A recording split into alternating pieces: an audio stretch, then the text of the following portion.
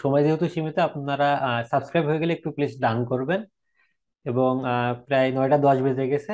আমি স্যারকে স্যারের পরিচয়টা আমি আরেক দিয়েছি, তারপর আরেকবার দিয়ে নেই। ইঞ্জিনিয়ার আমাদের আপনাদের আজকের ইনস্ট্রাক্টর এবং ট্রেনার হিসেবে থাকবেন engineer Mohammad Sohel Rana sir, BSc in Tripoli. এবং তিনি 12 বছর প্লাস মেনটেনেন্স এবং বিভিন্ন কমপ্লেন্সে কাজ করেছেন, এবং তার কাজ করার অভিজ্ঞতার ভিত্তিতে আজকে আপনাদের সঙ্গে এই সেমিনারের আপনাদের যতটুকু দরকার নলেজ সবটুকু শেয়ার করবেন। আমি স্যারকে রিকোয়েস্ট করব সেমিনারটি শুরু করার জন্য।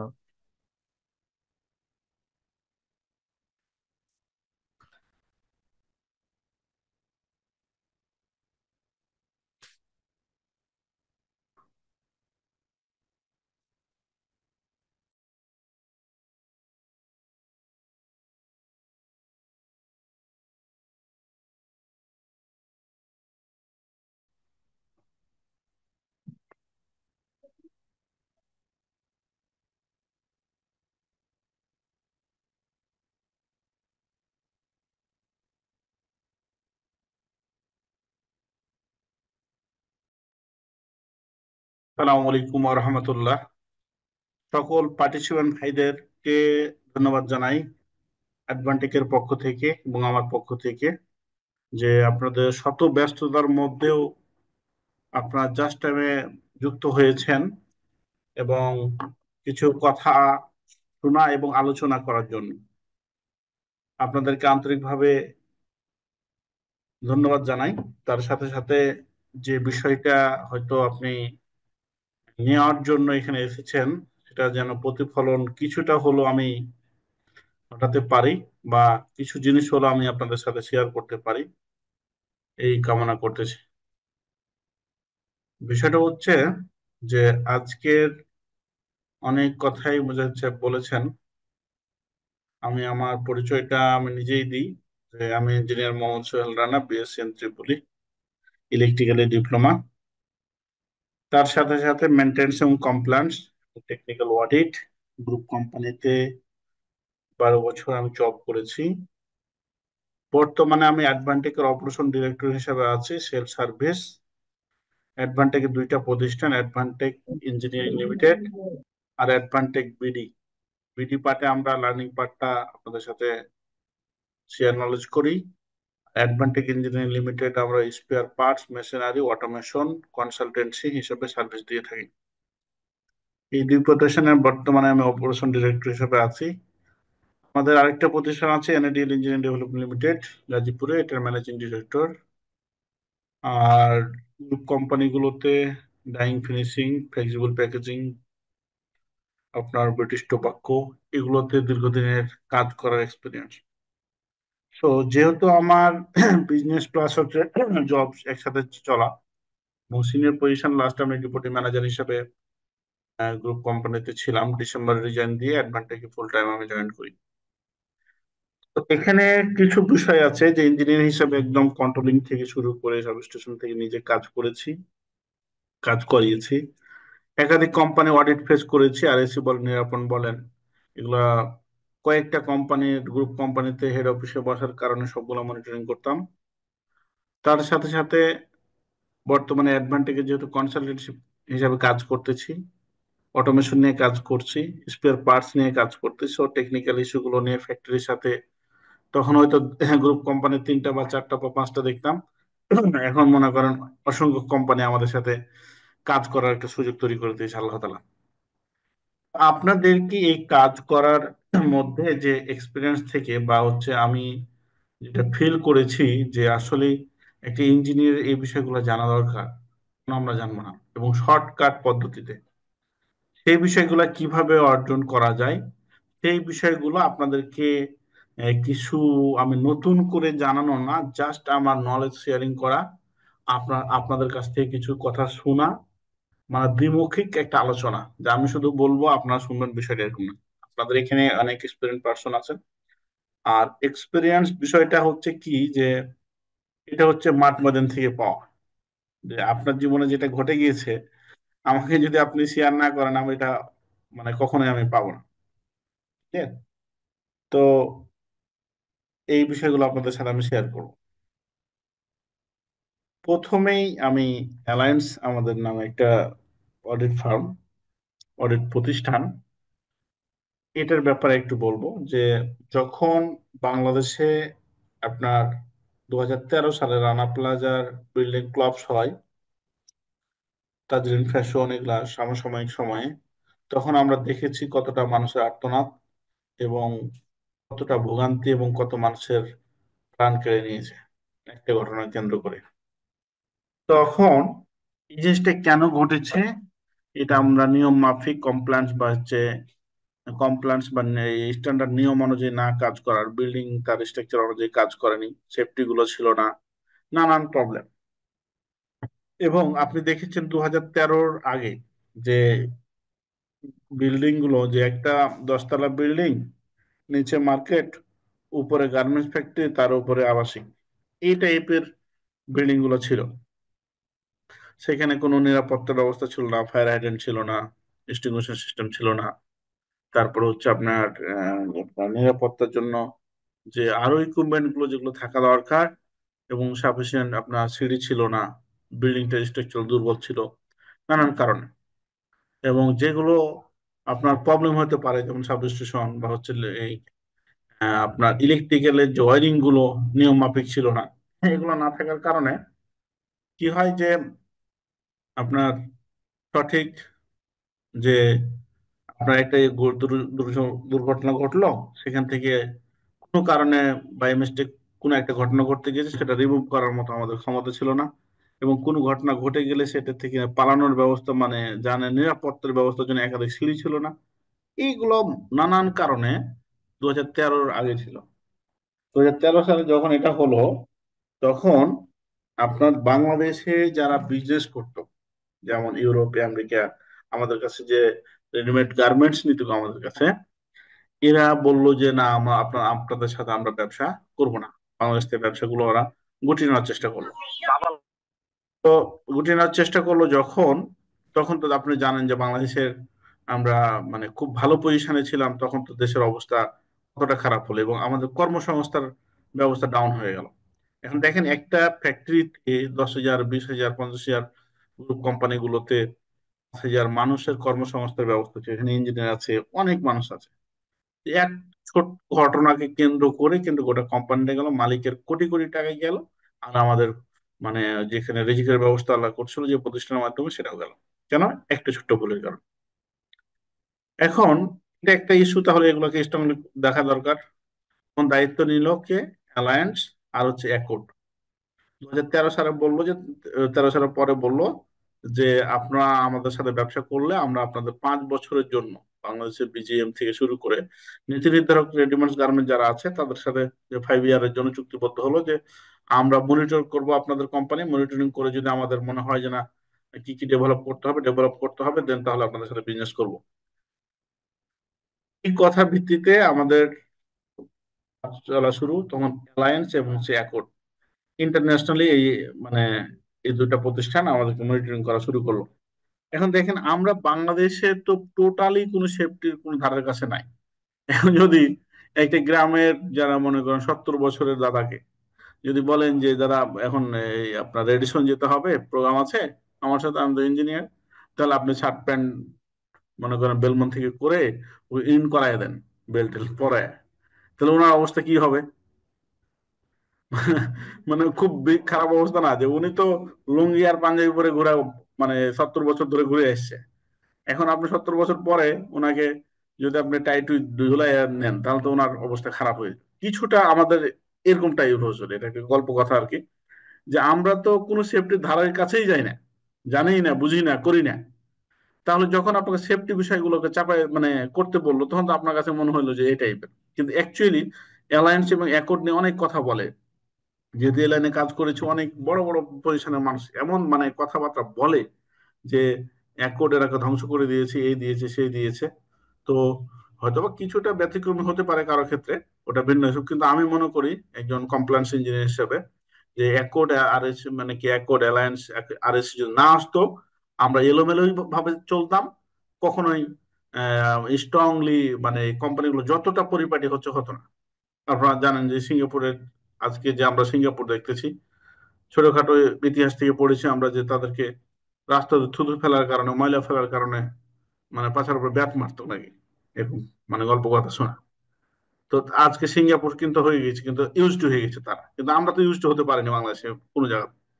তো কোনো কিছু যদি আপনার মানে স্ট্রংলি না ধরে কোনো অডিট কোম্পানি, তাহলে আমরা কখনোই মানে এগুলো করব না। সেই জন্য এই কোম্পানিগুলো 5 বছরের জন্য অ্যাকর্ড অ্যালায়েন্স, অ্যালায়েন্স হচ্ছে আমরা নর্থ আমেরিকান আমেরিকান বায়ার নিয়ে গঠিত, আর অ্যাকর্ড হচ্ছে আপনার ইউরোপিয়ান ব্র্যান্ড ছিল। এরা মনিটরিং করতো, কোম্পানিগুলো মনিটরিং করে একটা পর্যায়ে নিয়ে গেছে। 5 বছরের জন্য যখন 5 বছরের মেয়াদ শেষ হয়েছে 2020 সালে, তখন কি হয়েছে আপনার অ্যাকর্ডকে আর মানে এক্সেস দেয়নি আর কি। ওরা হয়তো ওদের ল্যাঙ্গুয়েজ বুঝতে বা হচ্ছে বিদেশি কোম্পানি হওয়ার কারণে আমাদেরকে একটু কঠিন মানে হতো। এখন তখন আরএসসি নামে একটি প্রতিষ্ঠান ফাউন্ড হয়, এই যে হচ্ছে আরএমজি সাস্টেনেবিলিটি কাউন্সিল প্রতিষ্ঠান। এই প্রতিষ্ঠানে ইন্ডাস্ট্রি, ব্র্যান্ড এবং ট্রেড ইউনিয়ন, এই তিনটা প্রতিষ্ঠান মিলে এই প্রতিষ্ঠানের মনিটরিং করে এখন। ঠিক আছে, এটা হচ্ছে 2020-এ, 2020 মে 2020 সালে এটা ফাউন্ড হয় জয়েন্ট স্টক কোম্পানি নামে। এই হচ্ছে দ্বিসন্ধানী লিমিটেড এবং brand association for textile, RMG sustainability in supply chain, trade union association for textile RMG sustainability supply chain. এই যে তিনটা প্রতিষ্ঠানের 318 জন নিয়ে বোর্ড গঠিত হয়েছে। মজার বিষয় হচ্ছে যে আরএসিটা এখন এতটা ভাইরাল একটা প্রতিষ্ঠানে, এবং আপনারা দেখেছেন যে সকল আপনার সার্কুলার গুলো হয়, ইঞ্জিনিয়ার হয়, আপনার হচ্ছে আর কি এইচআর অ্যাডমিন হয়, ওখানে লিখে দেয় যে আরএসির কাজ জানতে হবে, রিকোয়ারমেন্ট গুলো দিয়ে দেয়, ইঞ্জিনিয়ারদেরকেও দিয়ে দেয়। মানে হচ্ছে আরএসিটা, যারা আরএসির ব্যাপারে জানেন না, আরএসিটা হচ্ছে যে আপনার ইউরোপিয়ান ব্র্যান্ড, এবং বাংলাদেশের নামি দামি যেগুলো অন্য অন্য দেশের ব্র্যান্ড আছে সবাই হচ্ছে আরএসির অন্তর্ভুক্ত। আর আমেরিকান, নর্থ আমেরিকান শুধু আপনার নিরাপন আর অ্যালায়েন্স এর অন্তর্ভুক্ত। মানে এর গণ্ডিটা ছোট, আর এর গণ্ডিটা অসীম একটা গণ্ডি। মানে আপনার ভালো পজিশনে যারা বিজনেস করবে তাদেরকে আরএসসি এর অন্তর্ভুক্ত হতে হবে, মিড লেভেলে যারা করবে তারাও করতে হবে। তাহলে দেখেন আরএসসি আসলে কি চায়, বা হচ্ছে অ্যালায়েন্স বা নিরাপন কি চায়, এটা আপনার জানা খুব জরুরি আপনার ইঞ্জিনিয়ার হিসেবে। যদি আপনি এটা জানতে পারেন তাহলে কাজ করে মজা পাবেন, এবং আপনার কোম্পানিটাকে আপনি সাজাতে পারবেন। আচ্ছা, এটা হচ্ছে এই প্রতিষ্ঠানগুলোর ব্যাপারে আমি বললাম। আরো যদি বিস্তারিত জানতে চান, মানে একটা সেমিনারে তো অনেক বিষয় আলোচনা করব। তো এদের ওয়েবসাইট আছে, আরএসির ওয়েবসাইটে সার্চ করবেন, এগুলো ওয়েবসাইট থেকে নেন। অ্যালায়েন্স সার্চ করবেন বা নিরাপন করবেন, সব পেয়ে যাবেন এখন হাতের মধ্যে সবকিছু। তারপরে আমাদের ইউটিউব চ্যানেলও এগুলো নিয়ে কথা বলা আছে, অনেক কিছু রিকোয়ারমেন্ট গুলো নিয়ে। এখন আপনাদের কি প্রশ্ন? আচ্ছা, এই প্রতিষ্ঠানগুলোর, আমাদের ইন্ডাস্ট্রি গুলো এইগুলোর অন্তর্ভুক্ত হতে আমাদেরকে টাকা খরচ করতে হয়, এবং ওদের নিয়ম অনুযায়ী প্রতিষ্ঠানকে সাজাতে গিয়ে অনেক ব্যয় হয়। আপনাদের কারো কি প্রশ্ন আছে এরকম যে আচ্ছা কেন আমরা এই প্রতিষ্ঠানগুলোর অন্তর্ভুক্ত হব, এরকম কি প্রশ্ন আছে? না বুঝতেছেন বিষয়টা? যদি বুঝে যান তাহলে ওই বিষয়ে আলোচনা করবো না, আর যদি কারো প্রশ্ন থাকে ওই বিষয়ে আমি কথা বলবো, যে কেন আমরা ওনার অন্তর্ভুক্ত হবো, বা আর সেটা কি। আসসালামু আলাইকুম। আসলে আমি লেটলি জয়েন করছি, তারপরে বলা এটা বিভিন্ন বায়ার আছে যাদের রিকোয়ারমেন্ট থাকে, যাদের চাহিদা থাকে যে আরএসসি তে এত মার্ক থাকতে হবে, আমি যতটুকু জানি। জি জি। না, আমি আমি বলতেছি যে কেন আমরা ওনার অন্তর্ভুক্ত হব, কেন মার্কিং এত কিছু কেন হব, এই প্রশ্ন উত্তর জানা আছে? এটার বিষয়টা হচ্ছে সেফটি এনশিওর করা, ওয়ার্কার ফ্যাক্টরি, তো এটা আমার একটা বিষয় আছে। আরেকটা বিষয় আমার স্যার, কোম্পানি, এই বিষয়টা আমার উপযুক্ত জ্ঞান নেই, আপনি যদি একটু বিস্তারিত আমাদের ক্লিয়ার করতেন তাহলে উপকার হতো আর কি। আচ্ছা, ঠিক। বিষয়টা হচ্ছে এটা মনিটরিং কোম্পানি, সেফটি কোম্পানি, সব ঠিক আছে। আমি ওই সেফটি, ওনার সেফটি নিয়ে আমি মনে করেন আমার এটা একটা কোম্পানি, সাবস্টেশনটা একটু এলোমেলো হয়ে আছে, এটা সাবস্টেশন যদি ঠিক করতে যাই মনে করেন আমার 10 লাখ টাকা খরচ হবে, বুঝলেন? 10 লাখ টাকা না খরচ করেও যদি আমার সেফটি কম থেকেও যদি আমার ফ্যাক্টরি চলে, কখন দুর্ঘটনা ঘটবে এটা নিয়ে যদি বসে থাকার দরকার নেই, নাও ঘটতে পারে। তো আমার 10 লাখ টাকা বেঁচে গেলাম, আমার ব্যবসা তো হচ্ছেই, কেন আমি 10 লাখ টাকা খরচ করবো? মানে অন এক্সাম্পল, কেবলটিতে 10 লাখ টাকা তো কোনো ফ্যাক্টরির কাছে কোনো খরচই না, এটা কেবলটিতেই 10 লাখ টাকা লাগে। তো আমি বলতেছি যে কেন আমি এটার এই খবর, এটার উত্তরটা হচ্ছে যে কোম্পানিগুলো টেকসই বিজনেস করার জন্য এগুলোর অন্তর্ভুক্ত হলে আপনার কোম্পানিগুলো যে বেনিফিট হবে দেখেন। ফার্স্ট অফ অল, আপনি যদি এদের অন্তর্ভুক্ত বা মার্কিং এর কথা বললো ভাই, এটা 100 মার্ক টোটাল, এটা মার্কিং সিস্টেম থাকে। এটা এই মনে করেন আরএসসি তে আপনি পেয়েছেন 80 মার্ক। 80 মার্ক পাওয়ার কারণে বায়ারের যে পৃথিবীতে যে বায়ার, ইন্টারন্যাশনাল বায়ারের লিস্ট আছে মনে করেন 100টা, এই টপের মধ্যে মনে হয় 10টা একবার হাইলি টপ, আপনার এই ফ্যাক্টরিতে উকি মাত্র আসবে না যে 80 মার্ক থাকে। যে ঢুকবে, সার্চ করবে, যে দেখবেন আরএসসি তে 80 পেয়েছেন, এরা ফার্স্ট একদম হাইলি। তো ওরা আপনার এখানে সেটা উকি মারতে আসবে না, বিজনেস তো দূরে থাকে। আপনি 100 থাকে আপনার, তাহলে আপনার কোম্পানিটাকে একটু ঘুরে দেখবে বা যাচাই বাছাই করে দেখবে, বা আপনি তাদের সাথে যদি মার্কেটিং পলিসি নিয়ে কথা বলেন তখন আপনার ব্যাপারে মানে একটু বুঝে দেখবে। এই মনে করেন একটা টি শার্ট আপনি বিক্রি করেন $100 দিয়ে, ওদের কাছে বিক্রি করবেন আপনি $200 দিয়ে বা $150 দিয়ে, সাপোজ। ওদের সাথে বিজনেস করে আপনি মজা পাবেন। এখন এই জন্য আপনাকে এই প্রতিষ্ঠান বা আরএস এর অন্তর্ভুক্ত হবে, একটা পয়েন্ট। একটা হচ্ছে ধরেন যে হাইলি আপনি এদেরকে বাদ দিলেন, মিডল বাদ দিলেন, মনে করেন আপনি কি কোন দেশের নাম মনে করেন কি বলবো আর, ভুটান, একটা দেশ, ভুটানের সাথে আপনি বিজনেস করবেন। তো ভুটানের মনে করেন আরএস এর অন্তর্ভুক্ত নাই, আরএস এর টিমের সাথে উনি যুক্ত নাই, কিন্তু ভুটান কি কি করবে, যে সার্চ করবে যে এটা কি আরএসি আছে, না, তাহলে এদের নেব না। কেন? তুমি আরএসি সার্চ করার কি ভুটান, ভুটান মনে করতেছে এটা এক্সাম্পল যে আমার তো নিজস্ব টিম নাই, বা আরএসসি কে চালানোর মতো আমার এরকম টাইম টিম গঠন করার মতো আমার মানে ই নাই। ওরা জানে যে আরএসসি যেখানে বা নিরাপন বা হচ্ছে আপনার অ্যালায়েন্স যেখানে আছে সেখানে স্ট্যান্ডার্ড মেনটেন করে। তো আরএসসি আছেই মানে এটা এই কোম্পানিটা স্ট্যান্ডার্ড, সো এদের সাথে আমরা বিজনেস করতে মানে হাউ ওনারা একটা ইভালুয়েশন বা হচ্ছে ইকুইভ্যালেন্ট একটা রেজাল্ট পেয়ে গেল। ক্লিয়ার বিষয়টা একটা। সেই জন্য তাদের সাথে তাহলে দেখেন আমি যেটা বুঝাতে গেলাম যে যারা হাইলি কোম্পানি, তাদের সাথে বিজনেস করার জন্য আপনাকে এগুলো অন্তর্ভুক্ত হতে হবে। লো গুলোর সাথে বিজনেস করতে গেলে আপনার এটা লাগবে এটা। এখন বলবেন যে আচ্ছা, এই সিঙ্গাপুর বিজনেস করবে, তো আমাদের দেশে সেফটি নিয়ে এত আর মাথা ব্যথা কেন? এটা একটা কিন্তু প্রশ্ন হতে পারে। দেখুন, মাথা ব্যথা হচ্ছে সিঙ্গাপুর হচ্ছে স্ট্যান্ডার্ড পলিসিতে মেনটেন করে, স্ট্যান্ডার্ড পলিসি, বা আমেরিকা স্ট্যান্ডার্ড পলিসি মেনটেন করে। হিলারিকে মেয়ে মানুষ কোনো নেতা হিসাবে মেনে নেবে না তারা।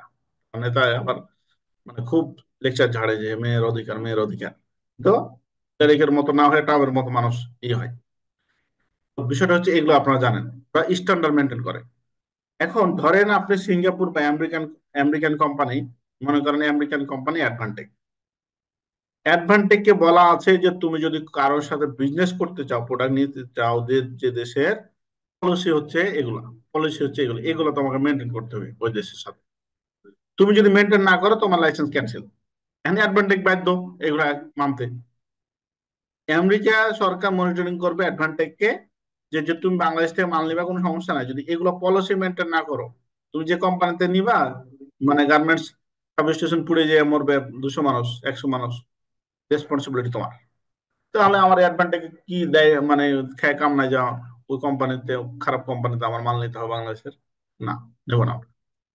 এরা হচ্ছে রুলস রেগুলেশন নিয়ম নীতিতে আপনার 100%, মানে যে ধর্মেরই হোক না কেন ওরা নিয়মের ব্যাপারে কোনো ছাড় নাই। ক্লিয়ার বিষয়টা আপনার একদম আমি অনেক মানে সময় নিয়ে আপনাদেরকে এটা বুঝাই। সেজন্য আপনাকে এটা আওতায় থাকতেই হবে যদি আপনি বিজনেস করতে চান ইন্টারন্যাশনালি। ওকে। এবং কোম্পানির টিকসই, তো কোম্পানি ভালো করবে, এগুলো তো আছেই সব কথাবার্তা। এই হচ্ছে আরএসসি বা বিভিন্ন টেকনিক্যাল অডিটের ব্যাপারে আপনাদের সাথে নলেজ শেয়ার। এখন আমি আসি একটু টেকনিক্যালি যে আরএসসি অ্যাকর্ড নর্মালি কি কি বিষয় নিয়ে কাজ করে। স্ট্রাকচারাল সেফটি নিয়ে কাজ করে, ইলেকট্রিক্যাল সেফটি নিয়ে কাজ করে, ফায়ার লাইফ সেফটি নিয়ে কাজ করে, বয়লার সেফটি নিয়ে কাজ করে। এখন দেখেন, আপনি যদি ম্যানেজমেন্টে জব করতে চান, সবগুলো নলেজ আপনার অ্যাচিভ করা খুবই প্রয়োজন। তো এটারও নলেজ থাকতে হবে, এটারও থাকতে হবে, এটা থাকতে হবে। কিন্তু ফার্স্ট অফ অল আপনি ইলেকট্রিক্যাল ইঞ্জিনিয়ার হিসাবে ইলেকট্রিক্যালের নিয়ম অনুযায়ী কাজ করার জন্য আপনাকে এটা অবশ্যই পরিপূর্ণভাবে আমাদেরকে শেখা দরকার। পরিপূর্ণভাবে। মজার বিষয় হচ্ছে যে এই জিনিসগুলো মানুষ স্টাডি করে না, সেই জন্য শিখে না। এটা একদম ইজি প্রসেস। যেমন এই আমাদের অ্যাডভান্টেজে কোর্স ওপেন করার জন্য আমি যখন আমার এমডি স্যারকে বললাম যে এই ধরনের কোর্স, অথবা এটা 25তম ব্যাচ চলবে, আমার মনে হয় যে এই ইন্ডাস্ট্রি লেভেলের মানে আরএসসি নিয়ে কাজ করে, মানে ডিরেক্টলি এই কোর্স লঞ্চ করা আমার মনে হয় আমি করছি আগে। আমার আমার জানা যদি ভুল না হয়, হয়তো কেউ হয়তো বিল্ডিং করতেছে তখন আরএসসির জিনিসগুলো দেখাচ্ছে, কিন্তু এই নামে হয়তো বা আমি কোর্স লঞ্চ করেছি আগে। আমার টেনশন ছিল যে আমি দেখেছি যে যে দুই তিনটা কোম্পানি একসাথে দেখার, ইঞ্জিনিয়াররা কিছুই বুঝে না আমাদের ভাইরা। আর অডিটের কথা বললেই মাথা চুল ছিঁড়াছিঁড়ি শুরু করে। আমি বলছি একটা সিম্পল ইস্যু নিয়ে কেন এত মানে ধাক্কা ধাক্কি? আমি ভাই আমার নিয়ম অনুযায়ী আমি সাবস্টেশন ডিজাইন করব, লেআউট করব, মেশিন লেআউট বসাবো, আর্থিং দিব। এখানে এত মানে প্যারা কি? অডিট আসবে আসবে, দেখে যাবে, ওনার চেকলিস্ট গুলাতে আপডেট করে রাখবো, দেখে যাবে। এটার কারণটা হচ্ছে যে এই অডিটে আসলে ইলেকট্রিক্যালে কি করতে হবে বিষয়টা সিকোয়েন্সলি, মনে করো আমরা একটা পার্ট জানি, খাবলা খাবলা ভাবে জানি, সিকোয়েন্সলি যে আরএসসি কি নিয়ে কাজ করে, কি কি আমাদের মানে ইলেকট্রিক্যাল ইঞ্জিনিয়ার হিসেবে শেখা দরকার বা জানা দরকার, বিষয়টা আমরা উপলব্ধি করি না। কেন করি না? আমরা প্রতিদিন 12-13 ঘন্টা ডিউটি করি। তারপর হচ্ছে আমাদের স্ট্যান্ডার্ড গাইডলাইন গুলা, বিএনবিসি, এনএফপিএ, তারপর হচ্ছে ব্রিটিশ স্ট্যান্ডার্ড, তারপর হচ্ছে এনআইসি, এনএসসি, এই যে এতগুলো গাইডলাইন আছে 5,000-2,000 পেজ করে, এগুলো কখনো আমরা পড়বো এবং স্ট্যান্ডার্ড কোনটা হবে কেমনে বুঝবো? এর জন্য এটার জন্য আমরা যেটা করেছি আপনাদেরকে দেখাবো কিছু জিনিস, যে 10 পেজ 20 পেজ করে কেটে কেটে যে বিষয়টা যার জন্য মানে কম্পারিজন করে, যে বিএনবিসি কি বলছে, এনএফপি কি বলছে, এভাবে আপনাদেরকে ডকুমেন্ট গুলো আমরা রেডি করে রাখছি এবং কি নিয়ে কাজ করে, কিভাবে স্ট্যান্ডার্ড কাজ করা যায়। আমি প্রথমত আমি যেটা নলেজ শেয়ার করি, আরএসসি বিষয়টা না, টেকনিক্যাল স্ট্যান্ডার্ড অনুযায়ী আমার সাবস্টেশন করে রাখবো। তুমি আরএসসি আসো, নিরাপন আসো, তুমি টেকনিক্যাল অডিট আসো, তুমি এনভায়রনমেন্ট আসো, যা ইচ্ছা আসো, আমার কোনো সমস্যা নেই। আমি আমার ইলেকট্রিক্যাল গাইডলাইন অনুযায়ী আমার সাবস্টেশন বা আমার কোম্পানিটা আমি সাজিয়ে রাখবো, বা আমি নিয়মটা জানবো। এসো। এখন বলবেন যে ভাই আপনি কোম্পানি সাজাবেন কোথায়? আপনার মালিক পক্ষ তো সাজানোর সুযোগ দিবে না। এটা আগে ছিল, না এখন লাগলে বল। এখন মানে মালিক পক্ষ আপনার মানে বলবে যে যা ইচ্ছা ভাই অডিটের জন্য আপনারা করেন। এখন কিন্তু সময় চলে এসেছে। সেই জন্য আপনি যদি পরিপূর্ণভাবে ইলেকট্রিক্যালে কি করতে হবে এটা জানেন, আপনি করেন বা না করেন, আপনার টিমকে দিয়ে করিয়ে নেন। এখানে দুই টাইপের আমরা মানুষ আছি দেখেন। একটা হচ্ছে যে জব খুঁজতেছি, একটা হচ্ছে জব করতেছি। যারা জব করতেছেন, আপনার টিম যদি এই কাজগুলো জানে, আপনার এই কাজগুলো মানে একটা ডিভি আপনি তৈরি করতে চান, হ্যাঁ, আপনি ম্যানেজার বা অ্যাসিস্ট্যান্ট ম্যানেজার বা হচ্ছে আপনি সিনিয়র ইঞ্জিনিয়ার, আপনি কি ডিবি তৈরি করবেন? আপনি কি আর্থিং টার্থিং দিবেন না? আপনার কি করবে? ইঞ্জিনিয়াররা, জুনিয়র ইঞ্জিনিয়াররা দেবে। ওরা যদি আরএসির মতো করে যে ড্রয়িং নাকি আপনার ওয়ারিং করতে না জানে, বা নিয়মগুলো যতটুকু দরকার যদি না জানে, তাহলে ও কেমনে করবে? কারণ আপনি কি সবগুলো দেখে বসে থাকবেন না? তাহলে দেখেন, আপনার টিম যদি কাজগুলো জানে, কাজটা হবে গুড। আপনি জাস্ট খালি একটু মনিটরিং করবেন। আর যারা এন্ট্রি লেভেলে যারা জব করতে চান, যে আমি ইঞ্জিনিয়ারিং স্টাডি করতেছি বা আমি জব খুঁজতেছি, ভাই জব হচ্ছে না, ভাই জব হচ্ছে না, তাদের জন্য জানেন সিভিতে যদি আপনি সুন্দর করে দিয়ে রাখেন ইলেকট্রিক্যাল অটোকেট জানেন, এইটা জানেন, আরসি জানেন, আপনি এলপিএস জানেন, এসএলডি জানেন, এই যে এখানে এক্সপিরিয়েন্স যারা আছেন, যারা আপনাদের বস হবে, এরা আপনাকে লুফে নিবে। কারণ কি? ওই যে গুড কাজটা করার জন্য আপনার মতো এমপ্লয়ি দরকার। আপনি কোন জায়গাতে জব করেন না, আপনি এসএলডি পারেন, আপনি 100% না পারলে তো 60% পারেন, 40% পারেন। আপনি কোথাও জব করেননি, আপনি এলপিএস ডিজাইন পারেন, এলপিএস এর নিয়ম জানেন, আপনি পলিসির ব্যাপারে 5টা কত কোশ্চেন করলে আপনি 3টা অ্যান্সার দিতে পারেন। এটা তো 5 বছর 10 বছর জব করার পরে মানুষ পারে, তখনই কিন্তু আপনার বস আপনাকে লুফে নেবে। তো আপনাদের আমাদেরকে যদি শুধু আমাদের বাংলাদেশে একটা মানে এখন মানে রব পড়ে গেছে, লোকার অবস্থা, স্কাডা শিখতে হবে, এলসির কত মডেল, কয়টা আপডেট এলসি আছে। যেমন আমাকে ফোন করে, আমাদের তো অটোমেশন শিখাই, মাঝে মধ্যে প্রশ্ন শুনে আমি ভয় পাই। যেমন আমাকে ফোন করে বলে, স্যার আপনাদের এখানে কি পিএলসি কোর্স করানো হয় বা স্কাডা? বলছে হ্যাঁ হয়। কয়টা ব্র্যান্ডের পিএলসি আছে? ভাই 6টা 7টা ব্র্যান্ডের পিএলসি আছে। স্কাডা কি কি শেখাবেন? ইএচএমআই কয়টা ব্র্যান্ড আছে?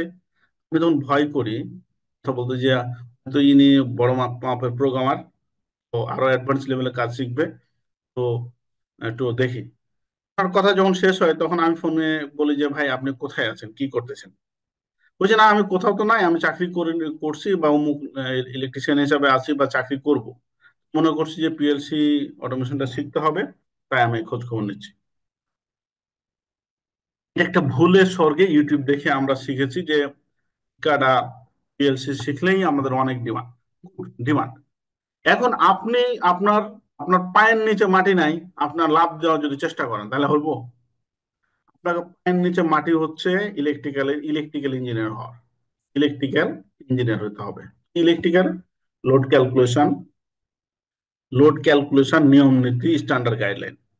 তারপরে হচ্ছে আপনার কন্ট্রোলিং পার্টটাকে স্ট্রংলি আপনার দেখা, দেন আপনি অটোমেশনে ধাপিত হন। সেটা 2 মাসে হন, 1 মাসে হন, 15 দিনে হন, 6 মাস হন, একটা রোড ম্যাপ থাকতে হবে আপনার।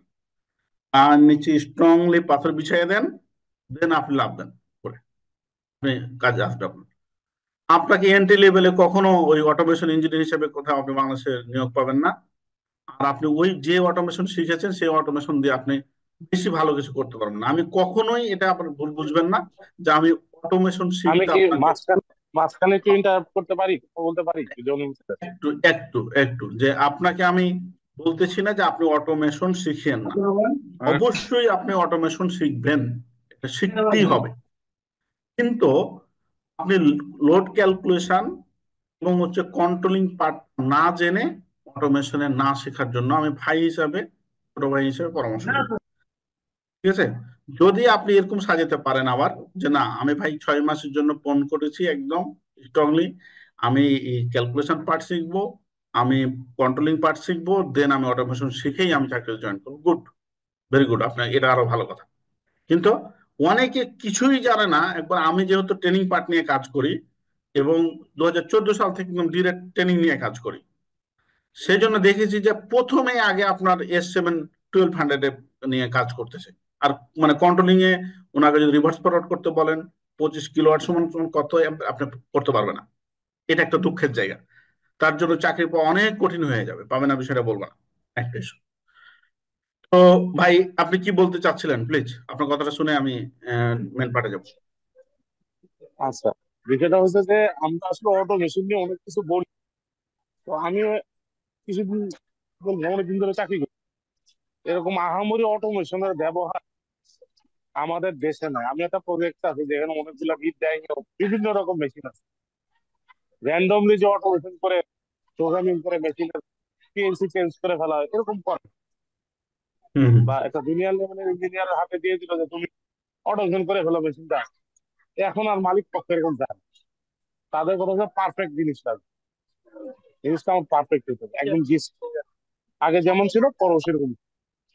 এটা আমি বলতে চাচ্ছি না, যদি ছয় না মাস 8 মাস ধন্যবাদ। কোর্স করে না ওই অবস্থায় চলে যাবো বা ওই লেভেলে একটা প্রোগ্রাম করতে যাবো, এটা খুবই কঠিন। মানে আপনি আমার সাথে একমত, এই তো? আমি আপনাকে একবারে 100% এক। আচ্ছা আচ্ছা, তাহলে আপনি যদি একমত আমার সাথে, তাহলে আমি উল্টা কোশ্চেন করি, তাহলে কি আমি অটোমেশন মানে শিখবো না? না শেখার বিষয় না, এটা একটা আপনার step by step skill develop. আমি আজকে একটা ছোট রাইট মেশিন অটোমেশন করলাম, কালকে একটা বড় মেশিন অটোমেশন করতে হবে। রাইট। তো হোসেন ভাই এখন আমি আমাদের আমি আমি হোসেন ভাই আমি একটু বলি আপনাকে, একটু আমি থামাই। আমার এখানে 35,000 টাকার কোর্স আছে অটোমেশন, ঠিক আছে। কন্ট্রোলিং এ আমাদের কোর্স ফি হচ্ছে 9,500 টাকা, ছাড় দিয়ে মনে জি করেন জি 7,000 8,000 টাকা রাখি আমরা। আমার কাছে যদি কোনো ফ্রেশার ইঞ্জিনিয়ার আসে, তো যদি ফ্রেশার ইঞ্জিনিয়ার ডিরেক্ট আমি তাকে বলি, ভাই আপনি ওই 35,000 টাকার কোর্সে ভর্তি হবেন না আগে, বা 16,000 টাকার কোর্সে ভর্তি হবেন না, আগে এই 9,500 টাকার কোর্সে ভর্তি হন, ঠিক আছে। দেন যদি আপনার সময় থাকে আপনি করবেন। মজার বিষয় হচ্ছে, যেহেতু অটোমেশন নিয়ে কথাই উঠেই গেল, যে অটোমেশন, ধরেন আপনি ফ্যাক্টরিতে, যেমন ভাই হোসেন ভাই বললো, বা আমি কোম্পানিতে চাকরি করেছি, বা আমরা অটোমেশন ইঞ্জিনিয়ার হিসেবে কাজ করেছি, মেশিন সলভ করেছি। ধরেন একটা মেশিন অফ হয়ে পড়ে আছে, একটা মেশিনটা অফ, বিদেশি আপনার যে ওয়ারেন্টি বা গ্যারান্টি যেটা ছিল নাই, অফ হয়ে গেছে, আপনি সোহেল জয়েন করলেন আমার কোম্পানিতে। এখন জানেন, আপনি পিএলসি প্রোগ্রামিং জানেন, এই মেশিনটাতে আপনি আপনার বসকে বললেন, স্যার আমি তো পিএলসি প্রোগ্রামিং জানি, এটা আমি অটোমেশন করে দিতে পারবো। দেন আপনাকে এটা একটা সুযোগ দিবে, এরকম মানে খুব কোম্পানি সুযোগ দিবে। যদি আপনি করে দিতে পারেন, আপনার উপর ট্রাস্ট হবে, তখন আলাদা আরেকটা মেশিন দিবে একটা। আচ্ছা, একটা রানিং মেশিন, জাস্ট কিছু পার্ট আপনার ডেভেলপ করা দরকার। আপনি যতই বড় প্রোগ্রামার হন না কেন, আপনার কোম্পানি যদি, যেমন হোসেন ভাই বললাম, আমরা দেখেছি, আপনার যদি ফিজিক্যালি আপনার প্র্যাকটিক্যালি না দেখে থাকে আপনার বস, এই মেশিনটা আপনাকে অটোমেশনটা টাচ করতে দেবে না। আপনার মেশিন, আপনি যখন সিনিয়র ইঞ্জিনিয়ার, আপনার ম্যানেজার বা ডিজিএম যে হোক, আমরা টাচ করতে দেবেন অটোমেশন হিসেবে, না যাওয়ার দরকার নেই। কেন? অটোমেশন যেহেতু, আপনি মেশিন সিকোয়েন্স নতুন, আপনি এটা পারতেও পারেন, ধরেন 50-50 চান্স। এখন এই মেশিনটা তো আমার আপডেট করা দরকার, রানিং মেশিন তো হচ্ছেই। এই মেশিনটা যদি কোনো কারণে ক্রসিং হয়, মানে প্রোগ্রামটা নষ্ট হয়ে যায় বা চলে যায়, আপনি না পারেন, তখন এই মেশিনটা অফ। ওই মালিক কি আপনাকে ছাড়বে? যে আপনি যদি সাকসেস করতেন, তাহলে মনে করেন ওনার 10 লাখ টাকা বাঁচিয়ে দিতেন বা প্রোডাকশন বাড়িয়ে দিতেন। আপনি যে পারলেন না, এই যে ডে বাই ডে যে টাকা লস করতেছেন, এটা আপনাকে, যদি 8 দিন মেশিনটা অফ থাকে, আপনাকে একটা বায়োডাটা ধরাই দিবে যে আপনার কারণে সোহেল সাহেব আমার 1 কোটি টাকা লস। সো আপনার টিম সহকারে, যেহেতু আপনি ম্যানেজার, আপনি সামনে কালকে থেকে চলে যাবেন, আমার সবকিছু বুঝায়, নাহলে 1 মাস টাইম। ক্লিয়ার বিষয়টা? এই জিনিসগুলোই হয়, আপনারা আমার সাথে একমত হতেও পারেন, নাও পারেন, ঠিক আছে। না, আমি আপনার সাথে একমত ভাই। হ্যাঁ, তাহলে আমার এখন জীবন আমাদের, থেকে জি, তাহলে আমাদের আকাঙ্ক্ষাটা কোথায়, যে আমরা, হ্যাঁ ভাই, জি, আমি আপনার সাথে একমত। কারণ আচ্ছা, আমার জীবনে এরকম ঘটনা ঘটছে যে আমরা চেষ্টা করতে গেছি, কাজটা আমরা সাকসেস হতে পারিনি। তো পরবর্তী এরকম দুই তো, ঘন্টা পরে সাকসেস, কিন্তু ওই 2 ঘন্টার ভিতর বলে ফেলছে আমার মেশিনটা তো রানিং ছিল, তোমরা কাজ করতে হুম, গেছো। রানিং রাইট, মেশিনটা বন্ধ করে কাজ করতে গেছো, আগেই তো ভালো ছিল, মেশিন চলতেছিল, এই পার্টটা সমস্যা ছিল, এটা অন্য পার্টস কিনে আমরা চালাই ফেলি। পরবর্তীতে আমরা হ্যাঁ, সাকসেস হয়েছি, কিন্তু 2-3 ঘন্টা যে সমস্যাগুলো ফেস করছে, এটা অন্যরকম সমস্যা। সরি জি জি, ইন্টারাপ্ট করার জন্য। Thank you, thank you. তো বিষয়টা হচ্ছে, আমি যেটা বলতেছি, তবে আপনাদেরকে এই কথাগুলো আমাদের শুনে আপনারা আবার এরকম পণ কেউ করে নিয়েন না, যে না আর অটোমেশন শেখা হলো না। বিষয়টা হচ্ছে, যদি আপনাদের জবের পাশাপাশি, আপনাদের স্টাডির পাশাপাশি কন্ট্রোলিং অটোমেশন শিখতে থাকেন, শিখতে শিখতে একসময় আপনারা এক্সপেরিয়েন্স গ্যাদার করবেন, এবং বিগ প্রোগ্রামার হিসাবে আপনি, পিএলসি প্রোগ্রামার হিসাবে কাজ করবেন ইনশাআল্লাহ। কিন্তু যদি আপনি না করেন, যে না থেমে থাকলেন একদম, মানে শিখতেই যাব না, এটা তো শেখা ঠিক না, ধরা ছোঁয়া যাবে না, তাহলে কিন্তু আপনি বিপদে পড়বেন। আমরা যেটা আপনাদেরকে বোঝানোর চেষ্টা করতেছি, যে ধাপে ধাপে আপনি উঠতে থাকেন, ইনশাআল্লাহ ভালো করবেন। Thank you. তো অনেক কথা হলো আপনাদের সাথে, এখন আমরা একটু আলোচনাতে যাই টেকনিক্যালি, যে আমরা ইলেকট্রিক্যাল পার্ট। দেখেন, ইলেকট্রিক্যাল পার্টে কি কি থাকে, মানে main part: LD, SLD, LPS design, load calculation, earthquake resistant test report, cable insulation resistant test report, electrical safety training, transformer test report, thermal thermography servo test report, সিস্টেমের earthing earthing test report, preventive maintenance program বা schedule, lot বা lockout tagout, DB check test, আরো কিছু থাকে main বিষয়। এখন আপনার আমার ডিউটি কি দেখেন, এলডি কিভাবে করব, হ্যাঁ, এসএলডি কিভাবে করব, এলপিএস ডিজাইন কিভাবে করব, এই যে পার্ট গুলো, যেগুলো ক্যালকুলেশন পার্ট, বুঝেন কিন্তু, যে ক্যালকুলেশন যে পার্ট গুলো আছে এগুলো, এই পার্ট গুলো ম্যাক্সিমাম কোম্পানিতে থার্ড পার্টিতে করে, যেমন আমরা করি, আর কেউ অনেক অসংখ্য কোম্পানি আছে বাংলাদেশে।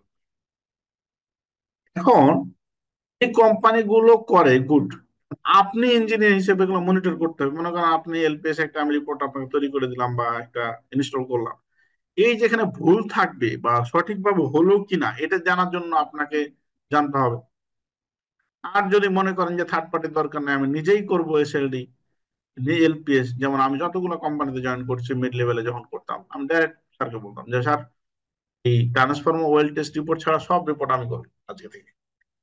আমি আপনাকে আমার অভিজ্ঞতা একটা বলি। আমি একটা কোম্পানিতে আরএসসির কোনো অন্তর্ভুক্ত ছিল না, জয়েন করলাম। আমি একটা মিটিং এ বললাম যে আরএসসি যত কাজ হয় থার্ড পার্টিকে দিয়ে, থার্মোগ্রাফি, এসএলডি, ইএলডি টেস্ট গুলো সবগুলো ইন হাউসে হবে, আমি করবো। শুধু ট্রান্সফরমার ওয়েল টেস্টটা, এটা আমার পক্ষে সম্ভব না, কারো পক্ষে সম্ভব না, এটা বাইরে থেকে করতে হবে। আমাকে বলছে আপনি পারবেন তো? হ্যাঁ পারবো, কোনো বিষয় না এটা। সিভিলের ডিএম ছিল, সিভিল ইঞ্জিনিয়ার, বুয়েটের উনি। আমাকে ওনার রুমে ডাকছে মিটিং পর, বলছে সোহেল সাহেব আপনি কি চাকরিটা মানে করবেন না, না করতে চান না? কেন স্যার? তখন আমি ওখানে সিনিয়র ইঞ্জিনিয়ার। বলছি আপনি কি রেসপন্সিবল, এত রেসপন্সিবিলিটি নেওয়া কি আপনি পারবেন? আমি ওনাকে বলছি আমি পারবো স্যার, এগুলো করে এসেছি, আমি এগুলো অন্ডের ব্যাপার। বুঝি না, আপনি আরএসসি বুঝেন না, আপনি বুঝেন না সেই জন্য বলতেছেন, এগুলো এত দায়িত্ব নেওয়া দরকার নেই, থার্ড পার্টি করতেছে, থার্ড পার্টি করতে দেন। আমি বলছি না স্যার পারবো, আমি করে দেখাচ্ছি। তো বিষয়টা হচ্ছে যে এই জিনিসগুলো আসলে ভাই কিছুই না, যদি আপনি একটু সিকোয়েন্সলি কাজ করেন আপনি পারবেন। এসএলডি একটা ইঞ্জিনিয়ার যদি জানে, যারা এক্সপিরিয়েন্স পার্সন আছেন তারা বলবেন না আসলে এসএলডি যদি প্রপারলি আপনি 80% ঠিক করতে পারেন এসএলডি, মানে আপনি অনেক কিছু জানেন ইলেকট্রিক্যাল ইঞ্জিনিয়ার, অনেক কিছু জানেন। এসএলডি বিশেষ করে এলডি, এই কথাগুলো যদি আপনি 80% না 60%ও পারেন, আপনি অনেক কিছু জানেন ইলেকট্রিক্যাল ইঞ্জিনিয়ার, লোড ক্যালকুলেশন, এটা আপনার মানতে হবে। শুধু এসএলডি সিঙ্গেল লাইন ডায়াগ্রাম এখান থেকে সীমাবদ্ধতা না, একটা আপনি মানে ছোট্ট একটা ই করলেন এরকম না। এই জিনিসগুলো আমাদের আলোচনা এবং হচ্ছে আমাদের যে আমরা শেখাই যেভাবে, আপনি পরিপূর্ণভাবে আপনি শিখতে পারবেন ইনশাআল্লাহ, পরিপূর্ণভাবে ইনশাআল্লাহ।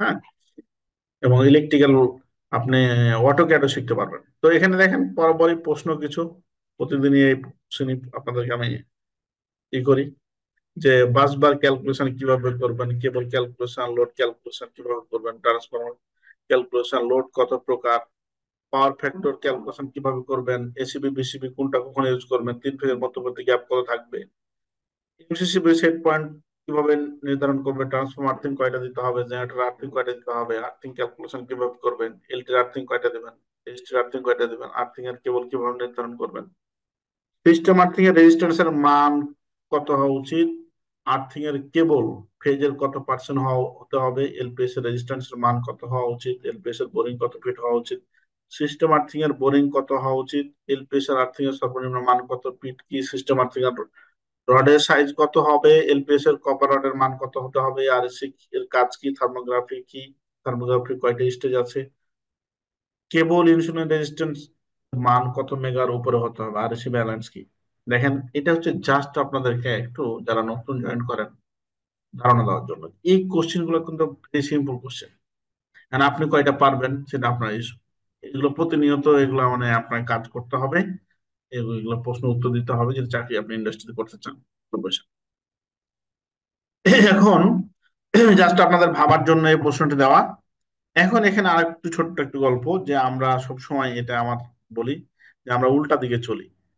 ধরেন এটাকে একবারে শর্ট করে ছেড়ে দেবো আজকে, যে একটা সাব স্টেশন ডিজাইন হচ্ছে, আপনি জয়েন করলেন, জয়েন করার 10-12 দিন বা 8 দিন ঘুরলেন, ঘোরার পরে বলবে আপনি সাব স্টেশনের ওখানে যান। কারণ এখানে যে আপনি কি করবেন ভাই, আপনার কাজটা কি? আপনার কাজ হচ্ছে তাদেরকে হেল্প করা বা তাদের সাথে ওয়ার্কার লেভেলের হিসাবে কাজ করা। আপনি এলটি প্যানেল চেনেন না, বাস বার চেনেন না, আপনি পিএফআই চেনেন না, ট্রান্সফরমার লেআউটটা কিভাবে, কিছু জানেন না, দেখে দেখে শিখা। তাহলে একজন টেকনিশিয়ান যে জয়েন করবে এসএসসি পাস করে, আর আপনার মধ্যে কতটুকু পার্থক্য আছে? আজকাল কিছু আপনি সূত্র জানেন, ক্যালকুলেশন জানেন, ঠিক আছে, আর হয়তো ওরা জানে না। দেখে দেখে শিখতে শিখতে জীবনে 4-5 থেকে 5টা বছর চলে যায় আপনার এই দেখে দেখে শিখতে। তো একটা ইঞ্জিনিয়ার যদি 5 বছর জব লাইফে চলে যায়, যা তার পজিশন অত চেঞ্জ না করতে পারে, তার লাইফটা অনেকটা ঝুলে যায়। সেই জন্য আমাদেরকে যেটা করতে হবে, এদিক থেকে তো যেতে হবে, তার সাথে রুলস গুলো, রেগুলেশন গুলো, নিয়মগুলো, স্ট্যান্ডার্ড ইলেকট্রিক্যাল নিয়মগুলো আপনাকে জানতে হবে। ডিজাইন জানার জন্য আপনাকে ইলেকট্রিক্যাল অটোক্যাড জানতে হবে। ড্রয়িং হচ্ছে ইঞ্জিনিয়ারিং ভাষা। তো আপনি যদি ড্রয়িং না জানেন, তাহলে আপনি ইঞ্জিনিয়ারিং ভাষাই জানেন না আপনি, আমি তাহলে কিভাবে ইঞ্জিনিয়ার আমরা হলাম? ইনস্টলেশন মেথড জানতে হবে। এই রুলস জানার জন্য BNBC, NFPA, BTC standard, IAC, NAC, এই রুলস রেগুলেশন গুলো সবগুলো আপনি পাবেন, অনেক সুন্দর করে দেওয়া আছে, সেগুলো আপনি অর্জন করবেন। আপনি থিওরিক্যালি বিএসসি করেন, ডিপ্লোমা করেন, তার সাথে সাথে তাহলে আপনি যে ইঞ্জিনিয়ারিং যে ফ্লেভার সেটা পাবেন ইনশাআল্লাহ। ভাই আসলে কি, যে ধরেন বাংলাদেশে পার ইয়ারে কত ইঞ্জিনিয়ার বের হচ্ছে, আর কতজনের চাকরি, ভালো চাকরির ব্যবস্থা করার মতো সক্ষমতা আছে বাংলাদেশে। এখন এখানে যদি আপনি কিছু একটু ব্যতিক্রমী না হন, তাহলে কি আপনি গেন করতে পারবেন? একটু ব্যতিক্রমী হওয়ার মূল মন্ত্র যদি বলেন, তাহলে হচ্ছে এই বিষয়গুলো, যেগুলো চাকরি করে 5-7 বছর চাকরি করে শিখতে হয়, আপনি চাকরির আগে এগুলো শিখে যাবেন। আর একদম ফানি টাইপের বিষয় এবং মজার বিষয়। এখন এখানে বলা হচ্ছে প্রজেক্ট ভিজিট বা ডাটা। আপনি একটা সাবস্টেশনের মধ্যে যদি যান, যে যদি আপনার সেই চোখ বা সেই অর্জনটা থাকে আপনার, যে কি কি কি ভুল আছে এখানে, যদি আপনি স্ট্যান্ডার্ড জানেন তাহলে তো ভুল ধরতে পারবেন। যেমন ধরেন, আপনি ইঞ্জিনিয়ার, আপনি যদি এক্স রে রিপোর্ট আপনাকে দেওয়া হয়, মানে হাত ভাঙা পা ভাঙা, আপনি কি দেখে বুঝতে পারবেন যে ফ্র্যাকচারটা কি হয়েছে? এক্স রে দেখে ধারণা করতে পারবেন যে এই জায়গাটা ভেঙে আছে, এটাতে কি বলে বা কি হয় সেটা আপনি বলতে পারবেন? পারবেন। তো বা একটা ডক্টরকে যদি একটা সাবস্টিটিউশনের বাসবার ক্যালকুলেশন দেন, বা এগুলাতে এটা ঠিক আছে কিনা, উনি পারবে না। মানে হচ্ছে যার কাজ সেটাই করতে হবে। আপনাকে এই সাবস্টেশনের আউটলুকিং হচ্ছে লুমেন্স এবং টেম্পারেচার এবং হচ্ছে ভিতরের যে বাসবার ক্যালকুলেশন, কেবল ক্যালকুলেশন, বেকার ক্যালকুলেশন, নিয়ম মাফিক ড্রেসিং, আর্থিং আর্থিং ঠিক আছে কিনা, কি কি চেকলিস্ট থাকতে হবে, আপনার এটা ভাঙা চোরা থাকা যাবে না, এই জিনিসগুলো আপনার কি কি আসলে স্ট্যান্ডার্ড প্রয়োজন, যদি আপনি জানেন, দেন আপনি এটা বলতে পারবেন যে এটা সঠিক আছে, এটা বেঠিক আছে। ক্লিয়ার? এটা জানার জন্য আপনাকে অবশ্যই নিয়ম নীতি বা ক্যালকুলেশন পার্ট গুলোকে স্ট্রংলি জানতে হবে। মেন বেকার ঠিক আছে কিনা, ক্যাপাসিটি অনুযায়ী বাসবার ক্যালকুলেশন আছে কিনা, মেন ইনপুট কেবল ঠিক আছে কিনা, নিউট্রাল ঠিক আছে কিনা, আর্থিং ঠিক আছে কিনা, মেন বাসবার সাইজ ঠিক আছে কিনা, মেন লিঙ্ক বাসবার ঠিক আছে কিনা, কেবল সিলেকশন ঠিক আছে কিনা লোড অনুযায়ী, এগুলো জাস্ট আপনাকে এই বিষয়গুলো, আরো অনেক বিষয় দেখতে হবে, জাস্ট এই বিষয়গুলো দেখতে হবে। তার সাথে সাথে দেখেন, এখানে একটা জিনিস সবসময় যেটা বলি, যে দেখেন এটা যদি রেড হয়, রেডে একটা কেবল, এখানে এসে আবার রেডে দুইটা কেবল, ঘটনাটা কি? ঘটনাটা হচ্ছে এই পাশে হচ্ছে ভোল্টেজ হাই, এই পাশে হচ্ছে কারেন্ট হাই। কেবল ক্যালকুলেশনের মেন পার্ট হচ্ছে একটা কারেন্ট, যেদিকে দেখি কারেন্ট কম ছিল এদিকে কারেন্ট বেড়ে গেছে, কারণ ওই কারেন্ট যতটুকু বাড়ছে সেই অনুযায়ী একটাতে যতগুলো কেবল প্রয়োজন ততগুলো আপনাকে কেবল দিতে হবে। তারপর হচ্ছে এখানে হর্ন গ্যাপের একটা বিষয় আছে। তারপর হচ্ছে একটা ট্রান্সফরমার, তিনটা আর্থিং লাগে, বডিতে দুইটা, নিউট্রালে একটা, আর অনেক বিষয় আছে। এই জিনিসগুলো আপনাকে দিতে হবে বা জানতে হবে। তারপরে ওই বিষয়টাকে মানে প্রমাণ করার জন্য দেখেন যে আমাদের যে কেবল ফিউজের মধ্যে যে যে কারেন্ট আছে, দেখবেন যে ফ্যাক্টরিতে মাথার উপরে চিকন চিকন কেবল আছে, এদের কি ভোল্টেজ হাই, 33 কেবি, 11 কেবি, আর এদিকে আছে 440 বা 220 ভোল্ট। এই জন্যই এই পাশে এসে কেবলটা মোটা হয়ে যায়। And এই ড্রপ আউট ফিউজটা আমি কিভাবে ক্যালকুলেশন করব 500 কেবি ট্রান্সফরমার জন্য? তখন এই সূত্রটা মান বসান, 500 কে জন্য 1000, থ্রির মান 11 কেবি। দেখেন মজার বিষয় হচ্ছে 500 কেভি একটা ট্রান্সফরমার 87 অ্যাম্পিয়ার কারেন্ট নেয় এই ফিউজ দিয়ে।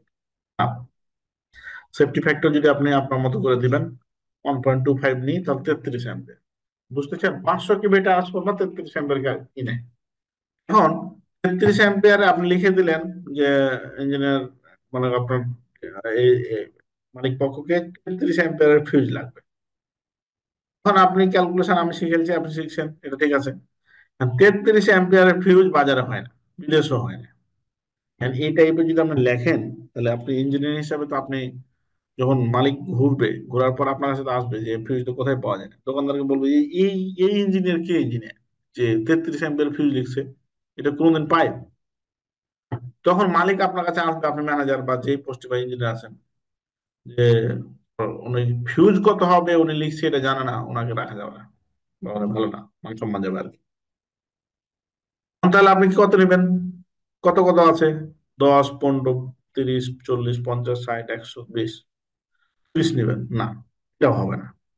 যেটা ক্যালকুলেশন করে যেটা হবে, সেটা যদি আপনার বাজারে থাকে সেটাই নিতে হবে, না তার এক ধাপ বেশি নিতে হবে। মনে করেন 30 হয়েছে, 30 তো নেওয়া যাবে না, 40 নেওয়া যাবে। আবার দুই ধাপ উপরে নেওয়া যাবে না, এক ধাপ নিতে হবে। এটা হচ্ছে মূল বিষয়। এটা হচ্ছে কেবলের ক্ষেত্রে সেম কথা, সার্কিট ব্রেকারের ক্ষেত্রে সেম কথা, আপনার বাসবার আর হচ্ছে আপনার ফিউজ, যত কিছু আছে। মানে আপনি যেটা ক্যালকুলেশন করে যেটা হবে, সেটা যদি মান থাকে সেটাই নিবেন, তাহলে তার থেকে বেশি নিতে হবে, কম নেওয়া যাবে না। ওকে।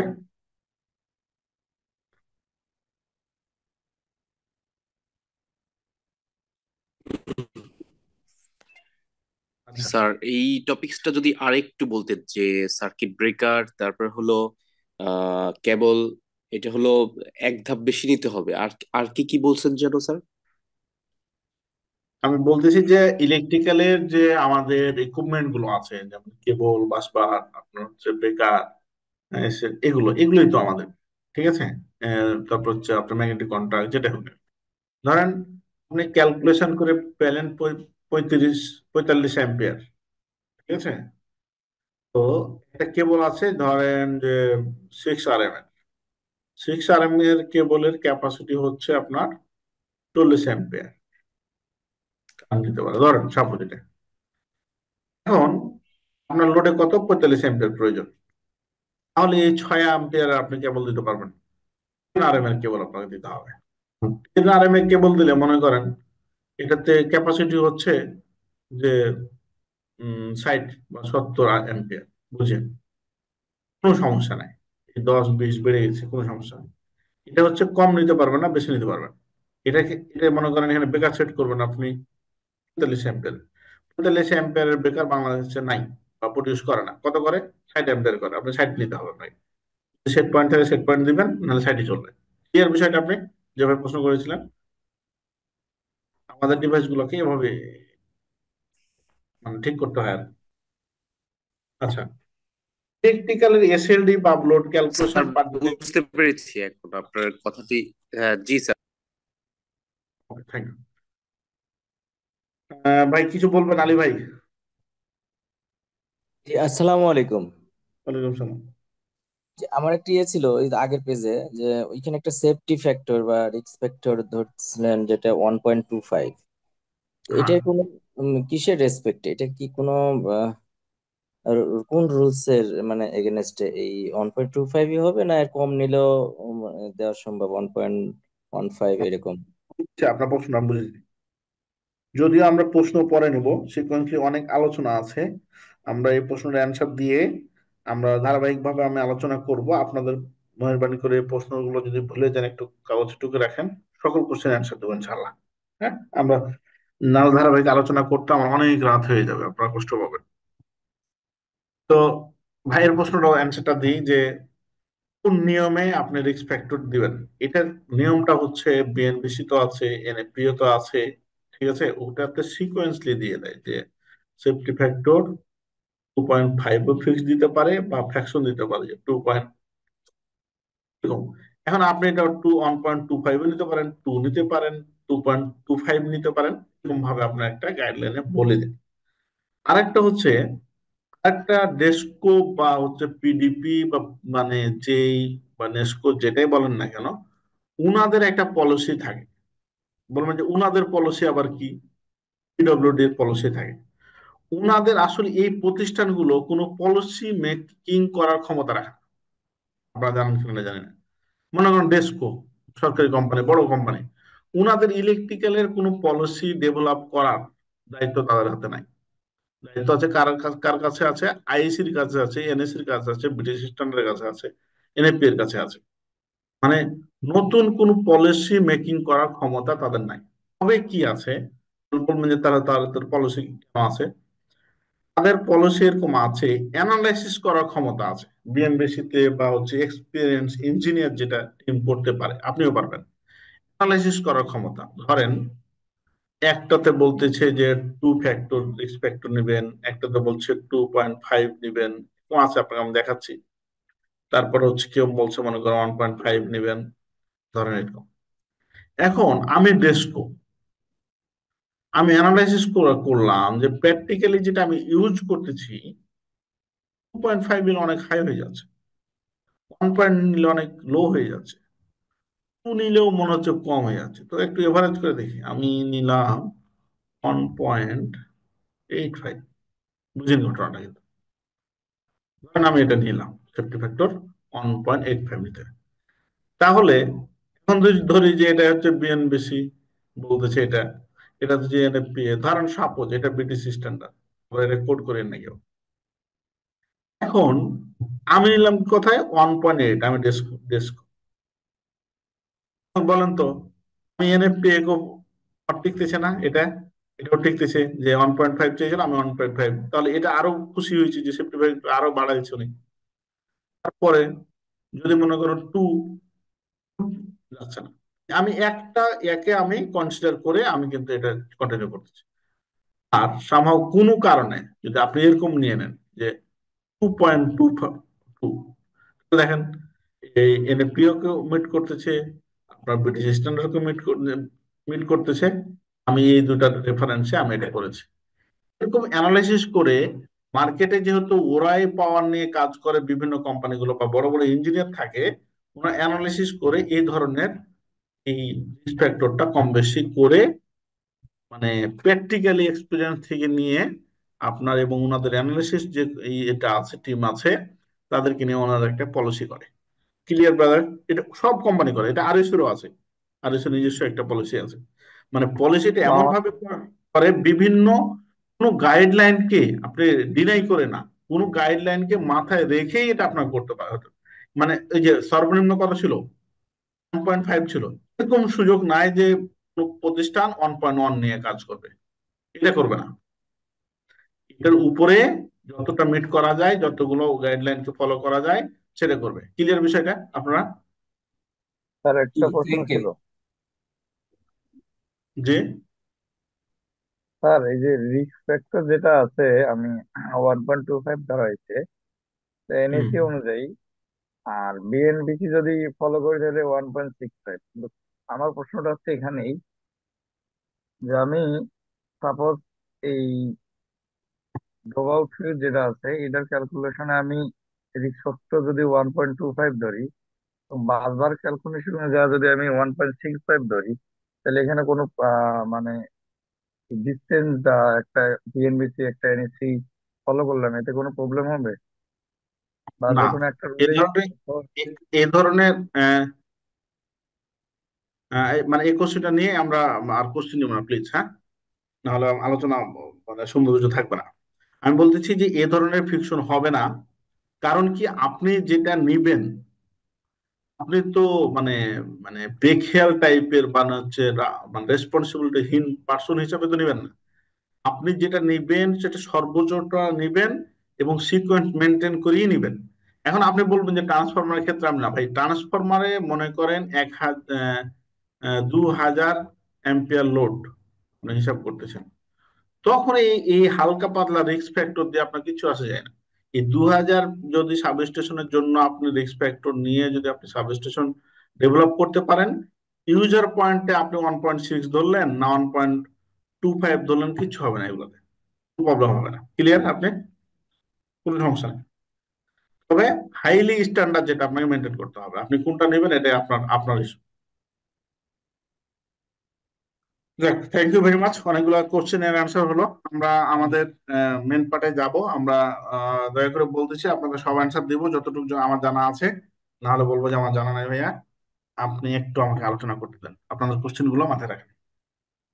তো দেখেন, ইঞ্জিনিয়ারদের, মিড লেভেলের ইঞ্জিনিয়ারদেরকে বা এসএলডি বা ইএলডি যারা করে মিড থেকে হাই সবাই, আমাদের প্যারাটা হচ্ছে বা আমাদের বিষয়বস্তুটা হচ্ছে ওয়াট ওয়ার কিলোওয়াট। আপনাকে প্রশ্ন করবেন কত ওয়াটের মোটর, কত ওয়াট খাচ্ছে মেশিনে, লাইটটা কত ওয়াট, ওয়াট আর কিলোওয়াট, হলে কিলোওয়াট, ওয়াট হলে। এখন ওয়াট আর কিলোওয়াট ইউজার পয়েন্টে যতগুলো আছে মোটর থেকে শুরু করে এই কথাটা বলবে, আপনাকে কনভার্ট করতে হবে যে 10 কিলোওয়াট, কারেন্ট কত, এত, কেবল লাগবে কত, বেকার লাগবে কত, বাসবার লাগবে কত। দেখেন, আপনাকে বললো ওয়াট বা কিলোওয়াট, আপনি প্রয়োজন হচ্ছে অ্যাম্পিয়ার, এটাকে তাৎক্ষণিক আপনার কনভার্ট করতে হবে। কনভার্ট সূত্র দিয়ে কি দিয়ে করবেন? কি সমান থ্রি ভিআই কস থিটা দিয়ে করবেন, থ্রি ফেজে। সিঙ্গেল ফেজে করবেন এটা। এখন ভাই, এই যে সূত্র দিয়ে আপনি করবেন, এটা যদি আপনি করা শুরু করেন তাহলে আপনার জীবন শেষ। এটা দিয়ে আপনি করলে, আপনি ধরেন এই যে একটা আমার এসএলডি দেখেন, একটা এসএলডি একটা কোম্পানির, এটা একটা এসএলডি আমার এটা আমার নিজের হাতে করা 33, মানে 33 কেভি। দেখেন সাব স্টেশনটা কত বড়, একটা 5 টাকা ট্রান্সফরমার আছে।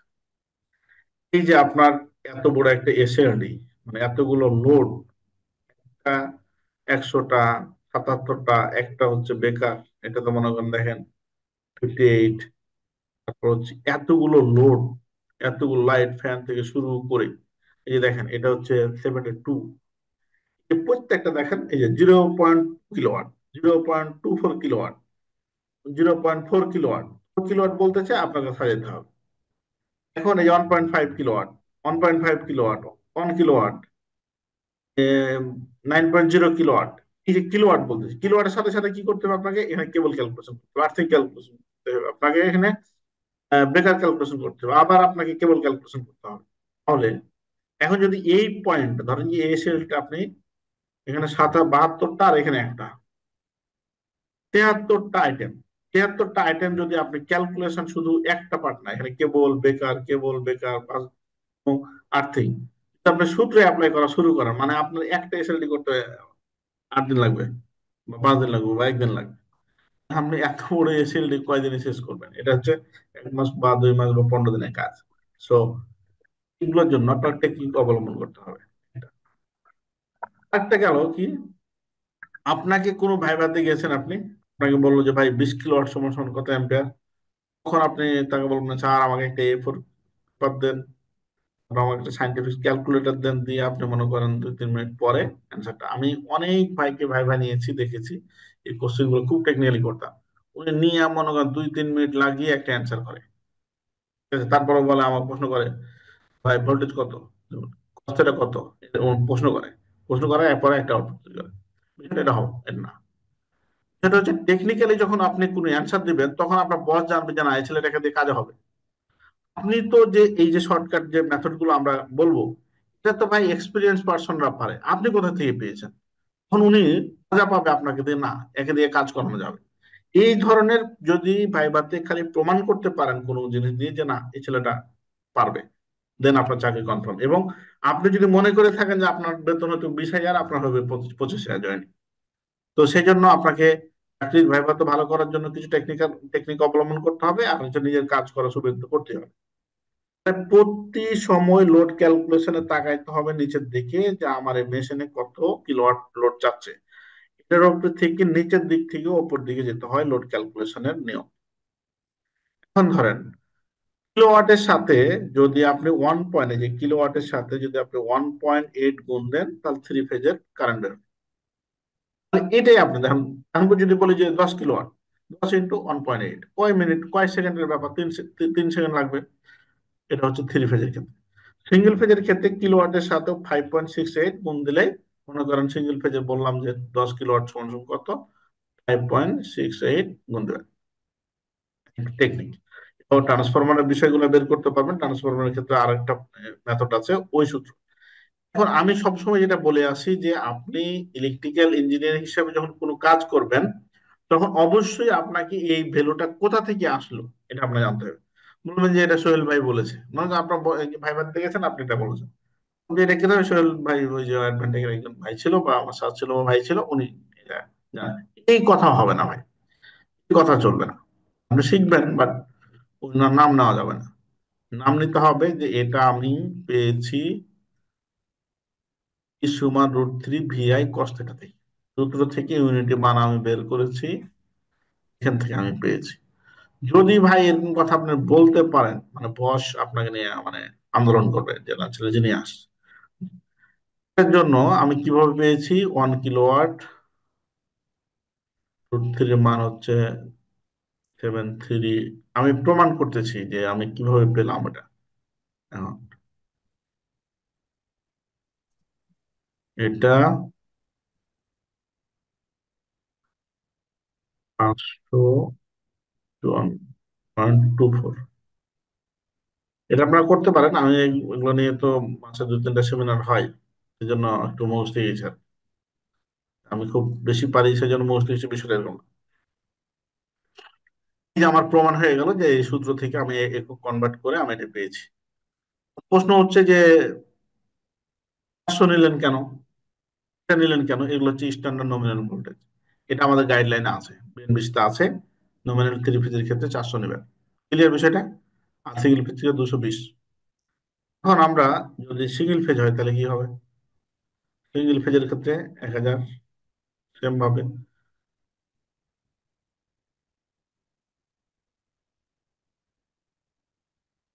তাহলে এটা হচ্ছে 176 নিচে আর 1000, দেখেন একটু এটা বেড়ে যাবে। এখন এই 220 বা এই ভোল্টেজ যদি আপনি কম বেশি করতে চান করতে পারবেন, নমিনাল স্ট্যান্ডার্ড নিলে চলবে। এখানে এই মানগুলো হালকা কম বেশি হবে, ক্লিয়ার? এই জিনিসগুলো এরকম আপনাকে মান সহকারে জানতে হবে এবং করতে হবে কাজ, মানে কাজ করে মজা পাবেন। তারপর আরএসি নিয়ে কাজ করলে আবার আরএসি কিছু জিনিস বাইন্ডিং দেয়, ওই জিনিসগুলো আপনাকে নিয়ে কাজ করতে হবে, ওটা আস্তে আস্তে পারবেন। এখন একটা ইম্পর্টেন্ট ইস্যু, আপনারা বলেন তো যে বাংলাদেশে যে যারা ফ্যাক্টরিতে জব করতেছেন, আপনার একটা রুমের লাইট যখন সেট করতে বলে, ঠিক আছে, তখন ওই রুমের দৈর্ঘ্য প্রস্থ উচ্চতা এবং রুমের আহ, কি হবে এটা ডিপেন্ড করে ক্যালকুলেশন করে আপনারা আমরা মানে লাইট সেট করি। এরকম কয়জন করেন কোন তো এখানে আছেন এরকম কেউ, যে যারা জব করেন? রাজু ভাই আছেন, আর যারা আছেন, যে ধরেন যে আপনি একটা রুমের লাইট সেট করবেন কালকে, যে ওই রুমটার ক্যালকুলেশন করে আপনি ওই রুমটাতে লাইট সেট করেছেন, এরকম কেউ আছেন? একটু কথা বলতে হবে প্লিজ। কেউ নাই? না স্যার, এরকম করিনি। না, এরকম করিনি। দেখেন, মজার বিষয় হচ্ছে এরকম যে করা এখানে হয়নি। আচ্ছা, করা হয়নি, ধন্যবাদ। আমি হ্যালো, শুনতে পাচ্ছেন এখানে স্যার? আমরা যে কয়জন, হ্যালো। জি জি জি জি, থ্যাংক ইউ। হ্যাঁ, শুনতে পাচ্ছি। করা হয়নি বলছেন, আমি শুনেছি। বিষয়টা দেখেন, এখানে যে যারা সেমিনার আমরা আজকে যুক্ত আছি, অলমোস্ট 15 জন আমরা চাকরি করি, আমার ধারণা যদি ভুল না হয়, অলমোস্ট বড়। তাহলে এই 15 জনে আমি সহকারে, এই 15 জন ধরেন, 15 জন 10 জন ধরেন, 10 জন ভাই যে আমরা ইঞ্জিনিয়ার হিসেবে কাজ করি, আমরা এ পর্যন্ত যতগুলো আপনার ইনস্টলেশন করেছেন সবগুলো ভুল করছেন। রাইট? আপনাদের কথায় বা আমার কথায়, যে আপনি কমপ্লায়েন্স বা টেকনিক্যালি ইলেকট্রিক্যাল স্ট্যান্ডার্ড অনুযায়ী ক্যালকুলেশন করে আপনি করেননি, তার মানে আপনি ভুল করেছেন। এই যে আপনি ভুল করেছেন, আমি ভুল করেছি। আপনি ধরেন আমি অলমোস্ট 5টা কোম্পানিতে চাকরি করেছি, ঠিক আছে, তারও বেশি হবে যদি আপনি ছোটখাটো গুলো ধরতে চান। তাহলে 5টা কোম্পানিতে কম করে হলো 5,500 রুম আমি ডেভেলপ করেছি। তাহলে আমি ক্যালকুলেশন করিনি, এই রুমটা তো থেকে যাবে, মালিক তো দিয়েছে টাকা পয়সা। তখন কি হবে? এই যে আপনার ভুল করার কারণে এই মানে কমপ্লায়েন্সটা ওখানে হলো না, বা ইলেকট্রিক্যাল টেকনিক্যাল নিয়ম হলো না। আপনি যদি নিয়ম মেনে করতেন, দেন আপনার কোম্পানিটা ভালোভাবে সাজতো। এর জন্য আমরা জানি না, আপনারা জানতে চাইনি। এটা হচ্ছে আমাদের বসার যেভাবে করতে বলেছে আমরা করে দিয়েছি। আমি যতগুলো কমপ্লায়েন্স বা টেকনিক্যাল বিষয়গুলো যখন আমি বুঝেছি, স্টাডি করেছি, তখন থেকে আমি আমার যতগুলো কোম্পানি আছে, এমনও হয়েছে যে আমি জানি না, ওয়ারিং হয়ে গেছে, মনে করেন আমার সিনিয়র বস বা হচ্ছে জুনিয়র টেকনিশিয়ানরা করেছে, আমি সেখানে সবগুলাকে আবার খুলে আমি অনেক জায়গাতে এরকম রিপোর্ট আছে আমার, ঠিক আছে, যে না এটা চলবে না। আপনি 50 বছর 100 বছর কথা চিন্তা করেন, আপনি আজকে 2024 বা 22 সালে বসে এটা কাজ করতে পারেন না, সেটা আমি ফাইটিং করেছি, ঠিক আছে। এবং ওনাকে স্ট্যান্ডার্ড আমি ক্যালকুলেশন করে দিয়েছি, এভাবে আপনার লাইট এখানে সেট করতে হবে, এটা আমার নিয়ম, আমি বলতেছি। আর আপনারা না করলে বস আপনি না করতে পারেন। এগুলো শেখার জন্য যেটা বলতে হবে, প্রথমে আপনাকে প্রশ্ন করতে হবে এই রুমে কি হবে, রুমটা আসলে কি রুম। এটা ভাই অফিস রুম, এটা কাটিং সেকশন, এটা হচ্ছে ভলিবল খেলার মাঠ, এটা হচ্ছে কি, এটা আপনার issue। এখন আমার প্রশ্ন হবে এটা কি, এখানে কি হবে, কি কাজ করবে। এই কি প্রশ্নের উত্তরটা যখনই আপনি পেয়ে যাবেন, সাথে সাথে আপনি বিএনবিসির কাছে চলে যাবেন। আপনার মুখস্থ কোনো কিছু করার প্রয়োজন নাই, জাস্ট খালি ডকুমেন্টস গুলো দেখেন। এখানে ডকুমেন্টস হচ্ছে একটা ইলেকট্রিক্যাল, আমরা 150 পেজ এখানে কেটে রাখছি।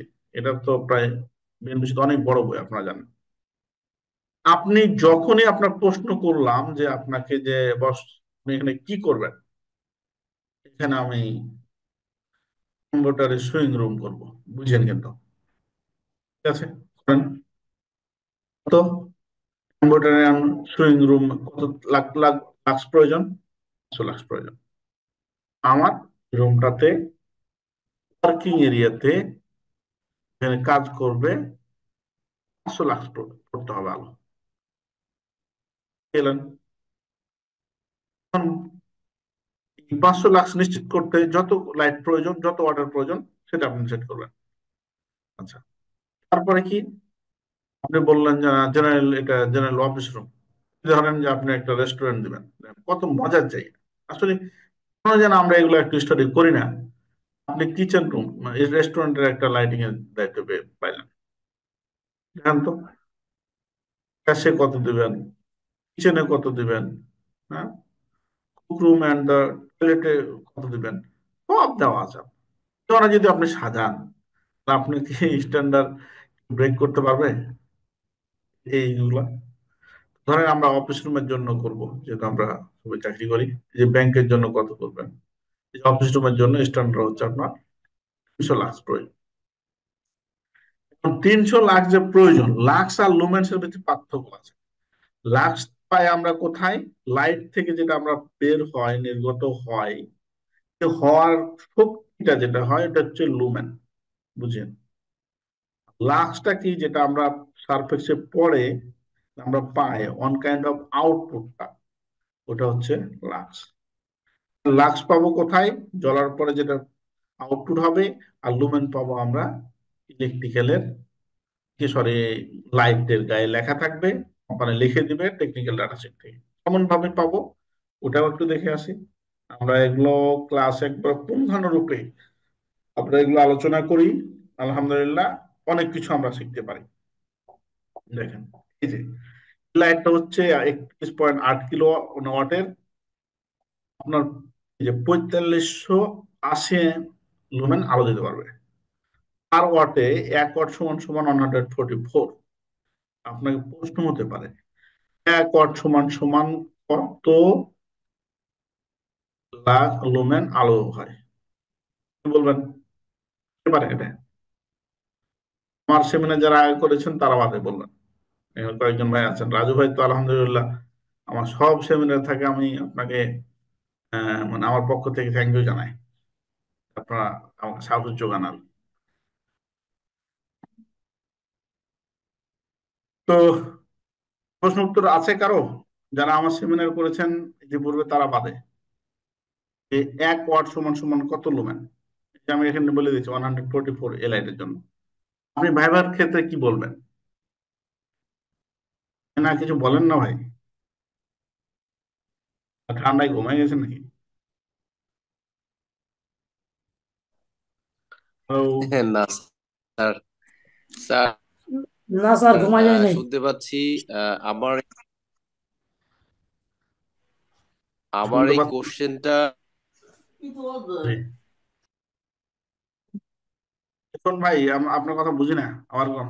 আর যে কোনো প্রোগ্রাম হলে নামগুলো ঠিক করে নিতে হবে। করবো করে, কিন্তু কোশ্চেন ওই জন্য কোশ্চেন করতেছি না স্যার। না, কোশ্চেন একটু পরে করবেন, সমস্যা নাই। আমি কোশ্চেন করছি, হুঁ হুঁ আর না বলবেন, তাহলে আমি সাহস পাবো যে আমি একাই জেগে আছি না আপনারা হুঁ জেগে আছেন। যাই হোক, এটা এটা হচ্ছে এক ওয়াট সমান সমান যদি আপনাদের কোনো যাতে ভাইবা কোশ্চেন হয়, তো টেকনিক্যালি অ্যান্সার দিতে হবে আপনাকে। বলবেন যে যে লাইট আমি নিব যে কোম্পানির, সেখানে যে লুমেন লেখা থাকবে এক ওয়াট সমান সমান লেখা থাকে।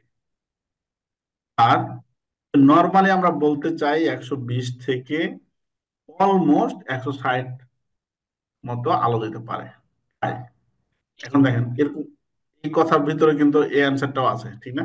আছে না?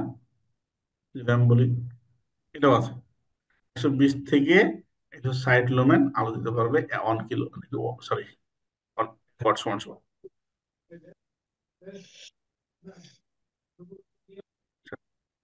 এখন এই যে লাইট, এখন একটা রুমে আমার কি পাইলাম, কত লাক্স প্রয়োজন, লুমেন লাক্স কোথায় পাবো, সেখানে পাবো। গুড। এখন তার সাথে সাথে আর একটা জিনিস আপনাকে উম ই করতে হবে, যে আমার লাইট পেলাম। এখানে আরেকটু ঘুরে আসি আমরা একটা প্রেজেন্টেশন থেকে।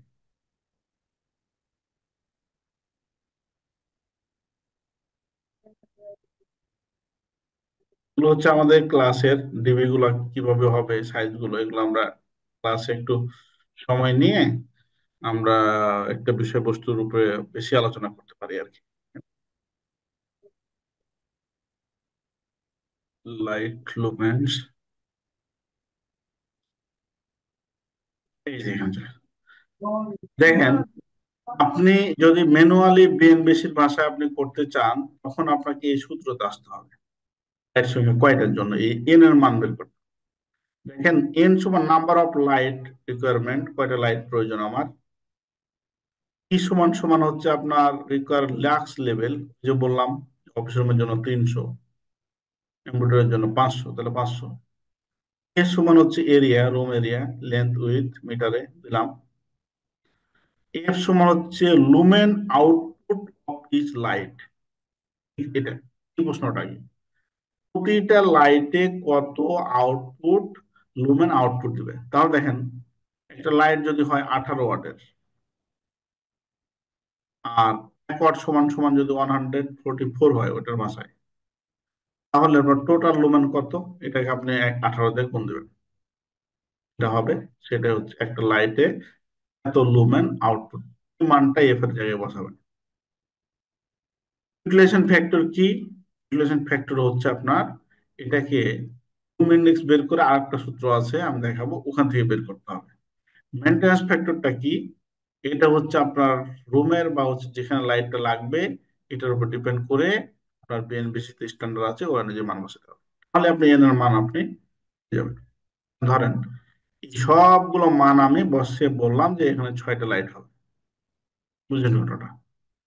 কারণ 6টা লাইট যে হলো, এখন কিভাবে 6টা লাইট টাঙাবেন এটা তো আপনার জানতে হবে। রুমের যদি আপনি ছাদের টাঙান তাহলে কিভাবে টাঙাবেন, আপনি কি জানেন? জানেন না।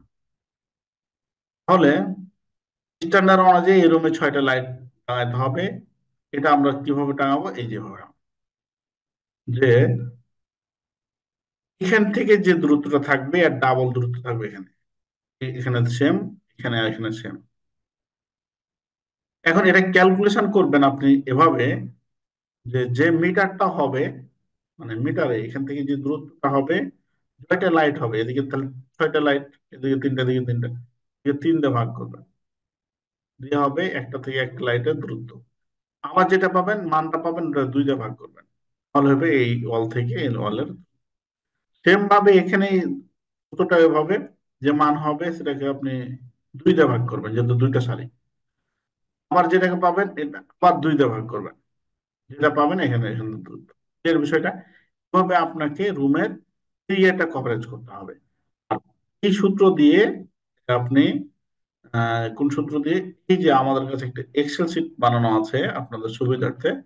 এখানে যদি আপনি অটো বসান তাহলে আপনি সব পার্ট গুলো চলে আসবে, যে রুমের সাইজ আপনি দেখেন কত লাক্স প্রয়োজন, লেন্থ কত, উইডথ কত, এরিয়া, হাইট, মাউন্টিং হাইট, হ্যাঁ, রুম ইন্ডেক্স, তারপর ইউটিলাইজেশন ফ্যাক্টর সব বসছে, 18 লাইট, 18 কিলোওয়াটের এভাবে বসছে। দেখেন অটো সামনে আমার এখানে 6টা লাইট চলে এসেছে।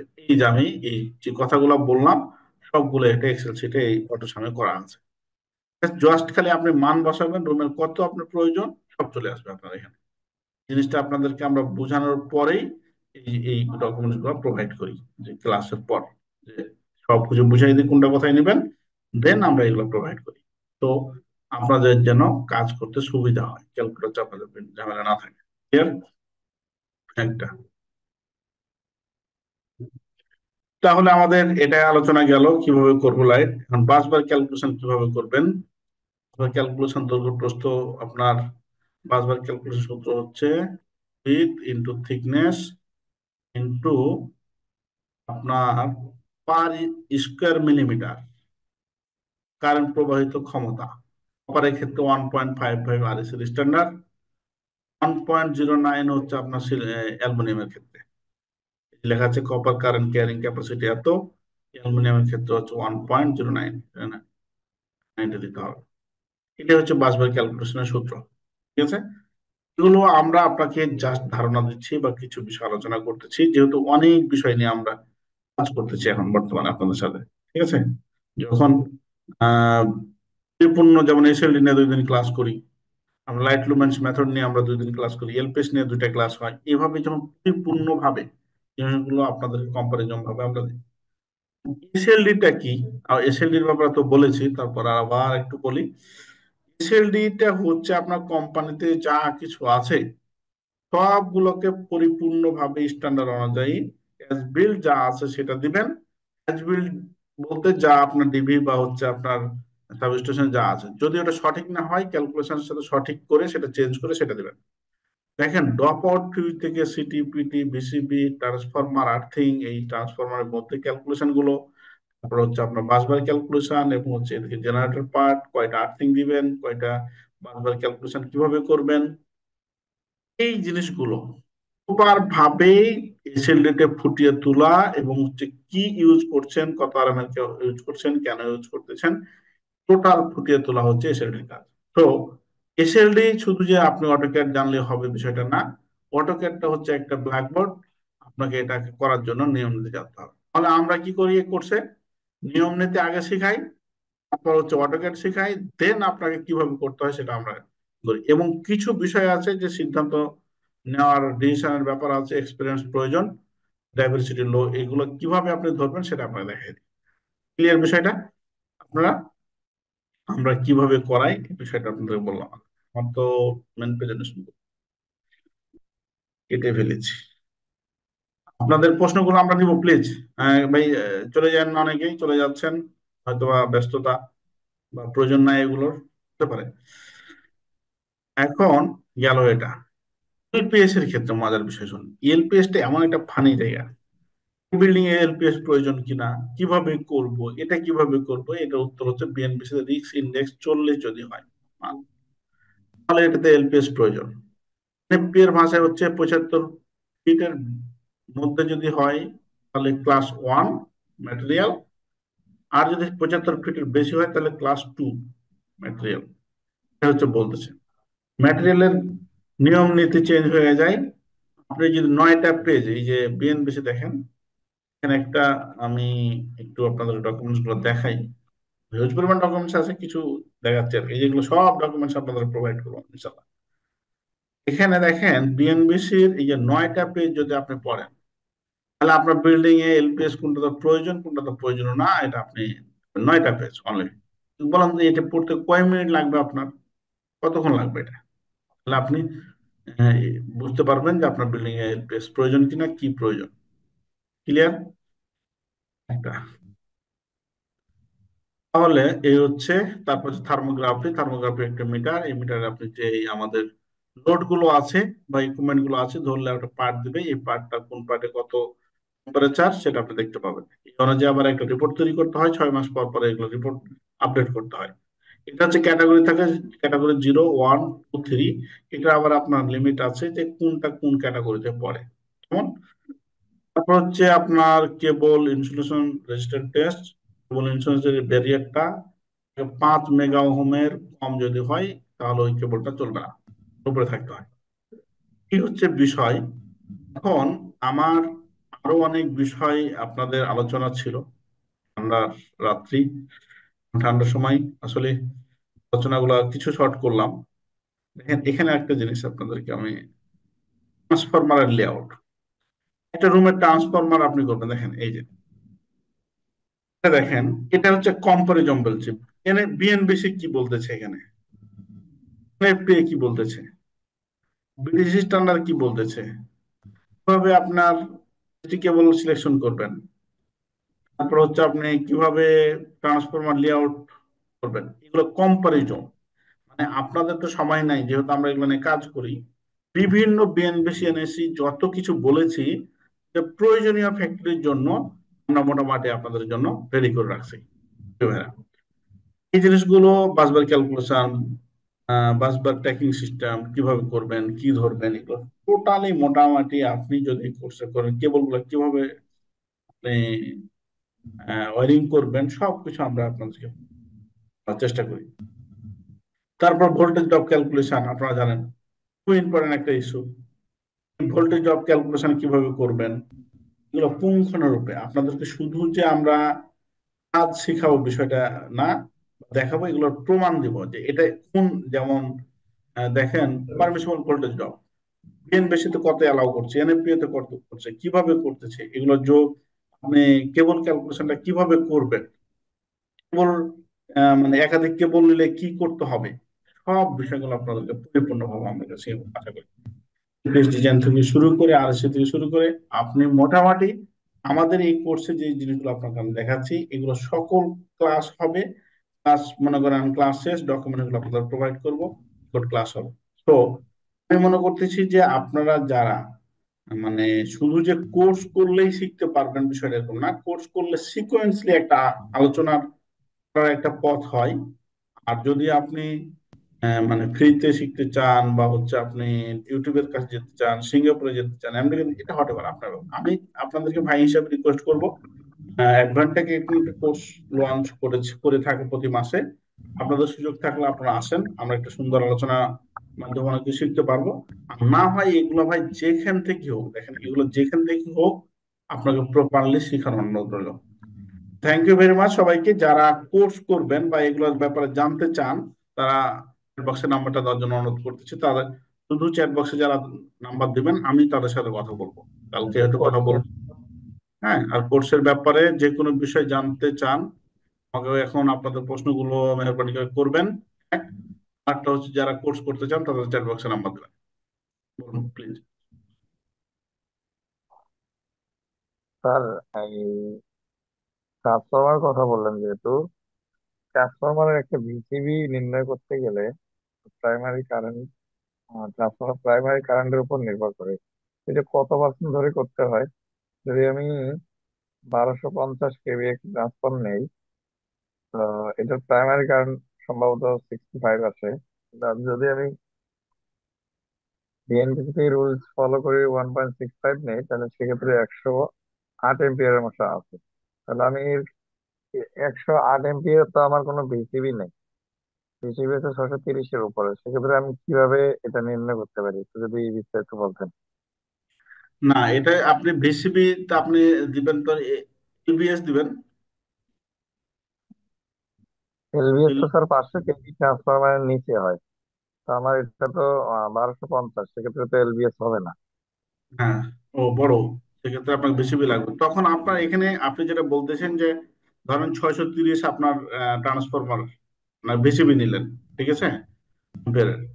তো 630 যদি হয় তাহলে আপনার কত অ্যাম্পিয়ার হচ্ছে এটা আপনার 1.6 ধরে সেফটি ফ্যাক্টর ধরে তো সেক্ষেত্রে আমার 108 এম্পিয়ার আসে। 108 অ্যাম্পিয়ার। তখন আপনার সেট পয়েন্টে যেয়ে ওর মধ্যে দিয়ে আপনার একটা রিলে আছে, আইডিএম রিলে মেবি বলে না কি যেন নামটা ভুলে গেলাম। তাতে আপনার সেট পয়েন্টটাকে আপনার কমাই দিতে হবে যতটুকু কমানো যায়। এক এখন আপনি বলবেন যে না, 108-এ তো আমি আর সেট করতে হতে, এত কমে হবে না। এত কমে হবে না, কিন্তু ভিসিবির কাজ হচ্ছে এটা একটা ব্রেকার, একটা circuit breaker on kind of, ঠিক না? যখন এটা জি। আউটপুটে কোনো অকারেন্স ঘটবে তখন এটা টিপ করবে। এটার জন্য আপনার ফল্ট ক্লিয়ারিং বা হচ্ছে ফল্ট কারেন্ট কততে হবে এটা সেট পয়েন্টে আছে। আপনার ভিসিবি চেপে চেপে আপনাকে ওই জায়গাতে যেয়ে আপনার কারেন্ট আপনার নির্ধারণ করতে হবে। এই বিষয়টা ব্রাদার।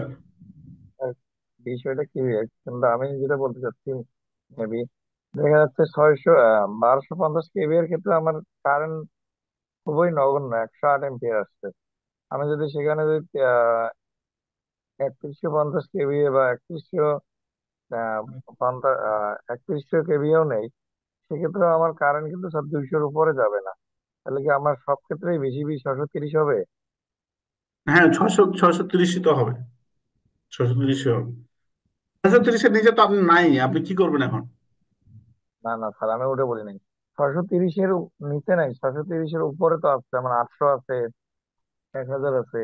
তাহলে আমার কত ট্রান্সফরমার তো মনে আহ 3100 এর উপরে যতই যাই না কেন, এর কারেন্ট তো খুব বেশি আসবে না। 600 প্রাইমারি কারেন্ট তো 600-র উপরে কখনোই ট্রান্সফরমার দেখিনি এখনো।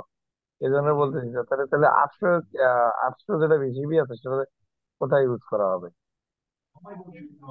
ও কোথায় ইউজ করা হয়? হ্যাঁ। হাইলি, শুনেন, এটা তো আপনি শুধু তো এলটি এসটি সাইডের কারেন্ট নিয়ে কথা বলছেন। এটা হচ্ছে যে ট্রান্সফরমারের ক্যাপাসিটির উপরে আপনাকে কিছু বিষয় কনসিডার করতে হবে, ঠিক আছে? এটা তো যখন আপনার কোনো অকারেন্স ঘটবে তখনই তো টিপ করবে। সো যখন ট্রান্সফরমার হাই সাইজ হবে তখন আপনাকে বেশি অবশ্যই হাই সাইজে যেতে হবে। না স্যার, আমি সব ঠিক আছে, আমি মানে জানতে চাচ্ছিলাম আসলে কি আমার প্রাইমারি যে কারেন্টটা আছে এটা কি এই সাধারণ যেভাবে আমরা সার্কিট ব্রেকার নির্ণয় করি, রিস্ক ফ্যাক্টরটা ধরি, এটা হবে না? এটার ক্ষেত্রে রিস্ক ফ্যাক্টরটার মানটা বেড়ে যাবে, এটা আমি জানতে চাচ্ছিলাম। মান মান কারণ বেড়ে যাবে, এখন মান বেড়ে যাবে, মান বেশি নিতে হবে।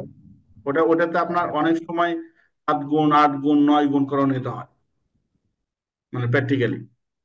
এটাই আমি জানতে চাচ্ছি, কারণ আমার এখানে তো রিস্ক ফ্যাক্টর, আমি সার্কিট ব্রেকার বা ক্যালকুলেশন, এই বাসবার ক্যালকুলেশন, এটা তো 1.25 অথবা 1.65 না এ না, ধরলে ওই হচ্ছে। নিয়মে এখানে হবে না। ওখানে এটাই জানতে কিছু, চাচ্ছি। এখন বিসিবির ক্ষেত্রে যদি আমি এইটা ফলো করি তাহলে তো আমার কারেন্ট খুব নগণ্য হচ্ছে। সেখানে তো আমি এলভিএস ইউজ করতে পারতাম, কেন আমি তাহলে বিসিবি? এই যে শুনেন, এটাই তো খেলা। যে ধরেন যে আমরা বলছি 1.8 বা হচ্ছে আরএসসি বলে কানেক্টিং লোড ধরে এসএলডি করতে হবে। কানেক্টিং লোড ধরে এসএলডি করতে গেলে তো আপনাকে ওই সাবস্টেশন একটা বাংলাদেশে টিকবে না, ঠিক আছে?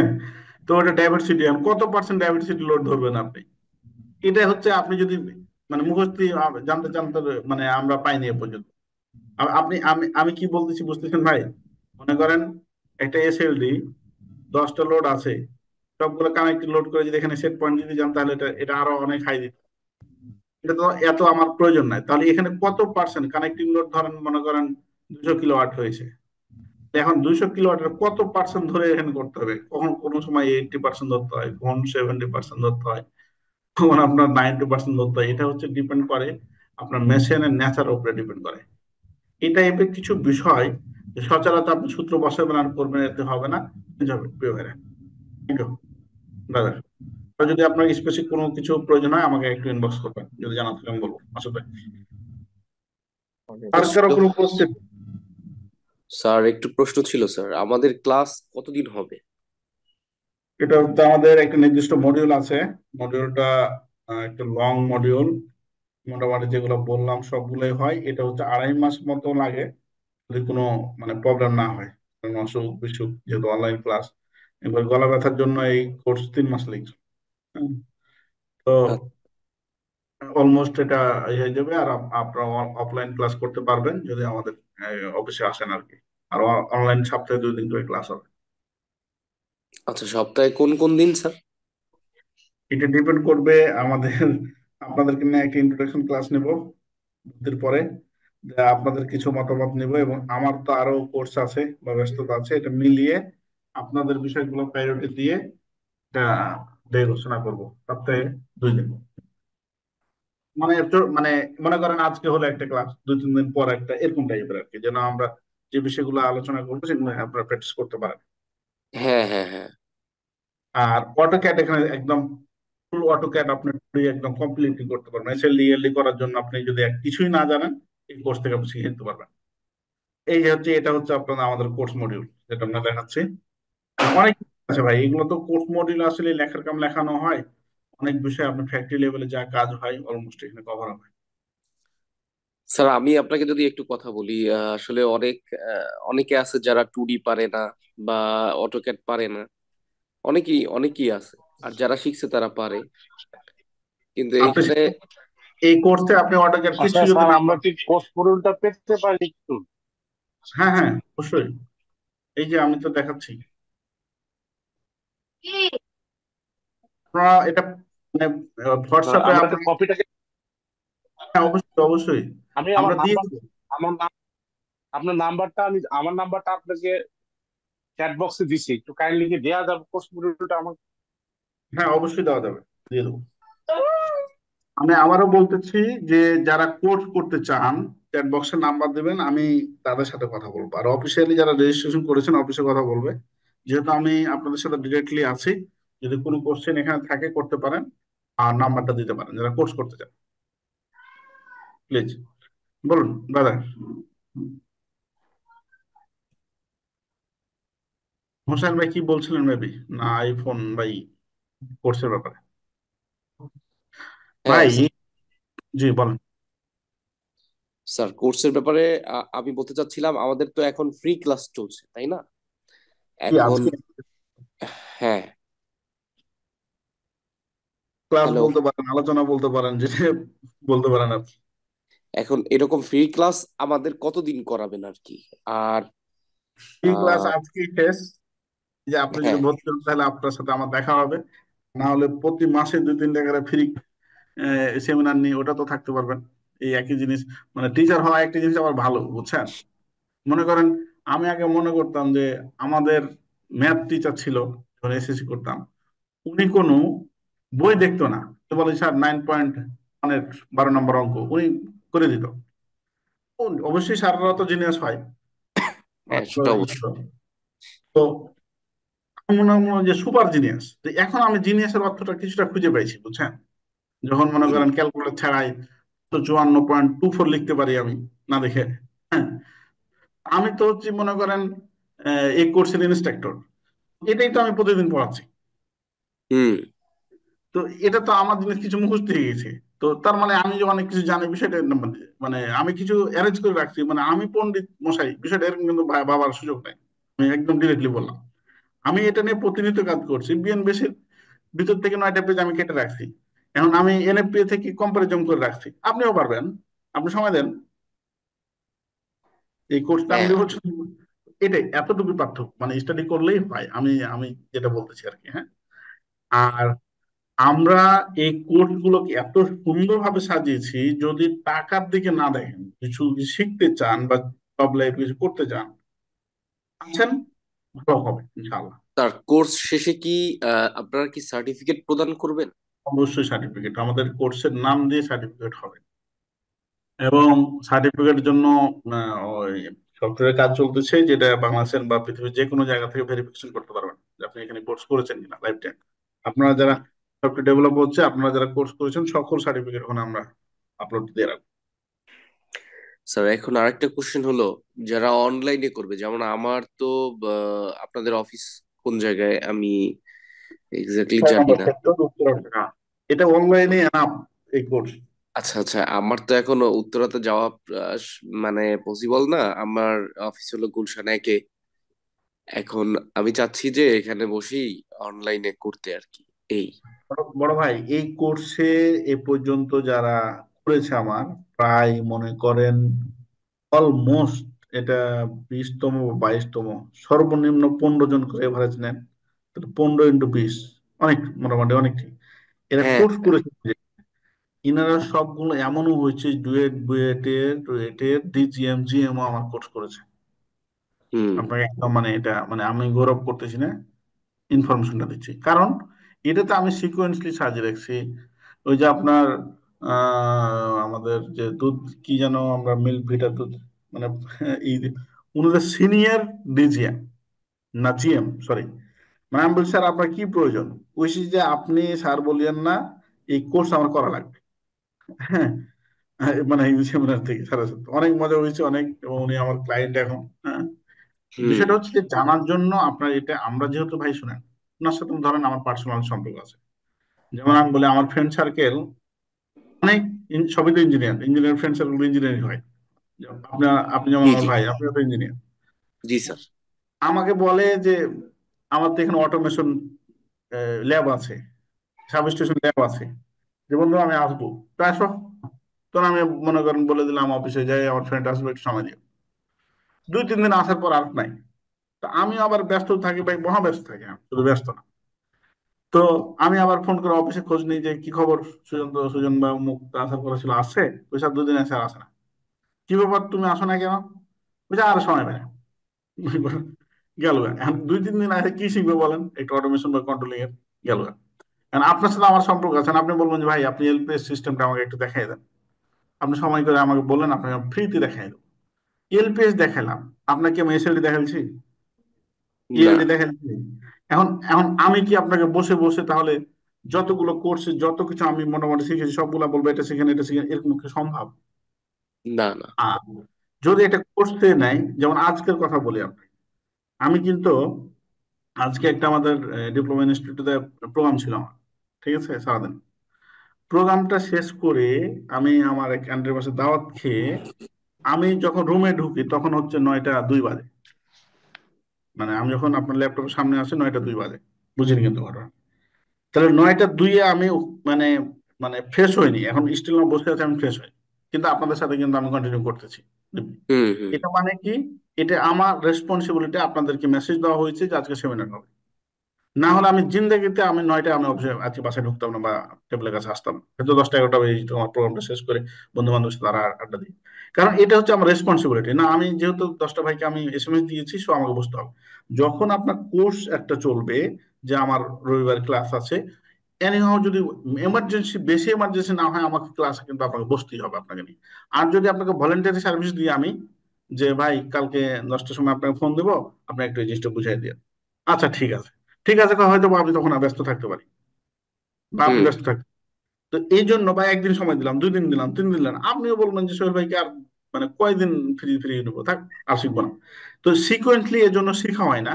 সেজন্য আমি বলতেছি যে কোর্সের মধ্যে আসলে একটা সিকোয়েন্সলি আপনার জন্য আমার বসা হয়, একটা আলোচনার মাধ্যমে অনেক কিছু শেখা যায়। কোর্সের বেনিফিট এটা। আরেকটা হচ্ছে, এখন আপনি অ্যাডভান্টেজ কোর্স করবেন না কোথায় করবেন, এখন এটা আপনার ব্যাপার। আপনি সিঙ্গাপুর যান, আমেরিকা যান, আপনি অ্যাডভান্টেজে আসেন, কোথায় যে আপনি শিখতে পারবেন এটা আপনার একান্ত আপনার। ক্লিয়ার? হুম। ক্লিয়ার। এই যে আমরা কি দিব, অল ডকুমেন্টস পিডিএফ ফাইল দিব, ডেইলি ক্লাস রেকর্ড দিব, অফলাইন ক্লাসের অপরচুনিটি, ক্লাস কোর্স শেষ হওয়ার পরেও। তারপর আচ্ছা হচ্ছে আপনার প্র্যাকটিক্যালি ক্লাসের ব্যবস্থা আছে, কেমন? আচ্ছা আচ্ছা। আর ভাই আরেকটা আমি শেষ কথা বলি, আমি শেষ করব। ইঞ্জিনিয়ারিং টার্মটা হচ্ছে, আপনি আমার কোর্সে আইলেন, সব শিখে ফেললেন, বুঝলেন না? একটা লেভেল তৈরি হয়, লেভেলের পর যখন আপনার সাথে আমার সম্পর্ক বিল্ড আপ হয়, তখন আপনি, আমার কিছু যদি জানা থাকে আপনার কাছ থেকে আমি শিখবো, যদি না জানা থাকে যে ভাই আমি এই জিনিসটা ভালো জানি, শিখবো। আপনি কিছু থেকে গেছেন, তখন আপনি আমাকে ইনবক্স করলেন, এখন তো অনলাইন যুগ, যে ভাই এটা কিভাবে হবে, আমার জানা থাকলে আপনাকে ডকুমেন্টস দিয়ে দিলাম। অনেক এই জিনিসগুলো আদান প্রদান করলে দেন আপনি সাকসেস।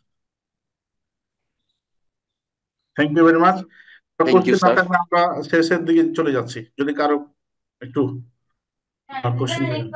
শুধু স্যার আমি বলছিলাম যে কোর্স ম্যাটেরিয়ালটা একটু যদি হোয়াটসঅ্যাপ দিতেন, আমি একটু দেখতে চাচ্ছিলাম স্যার। আপনি কি রেজিস্ট্রেশন করেছিলেন হোসেন ভাই? জি জি জি। আচ্ছা, তাহলে আমরা তো আপনাকে কালকে দিয়ে দেবো ইনশাল্লাহ। যদি আপনি চান যে এখনই লাগবে আপনার, তাহলে আমরা 31 নম্বরে একটা নক দিন, এই নাম্বারটা আমার কাছে থাকে, এই অফিসের, বা আচ্ছা, নাম্বারটা একটু দিবেন আমাকে, আমার আসলে এই নাম্বারটা যে নাই। নাম্বারটা, যে নাম্বারটা 017 নাকি 325180531, বা অ্যাডভান্টেজে যে কোনো পেজে গেলে এই নাম্বারটা পাবেন আপনি, 31 নাম্বারটা, 1 থেকে 5 পর্যন্ত অফিসের নাম্বার। আচ্ছা, 31 নাম্বার। তারপরে আর একটু মেসেজ ঠিক আছে, দিতে আমি চাই সব যে আমাদের এখন অফার চলতেছে অটোমেশন থেকে শুরু করে, এই যে আমাদের সেভ দিয়েছি, তাহলে একটু দেখাই দিই যে 5 in course 35,000, course 27,000, industrial automation 14,000, 9,000, এভাবে আমাদের একটা অফার চলতেছে।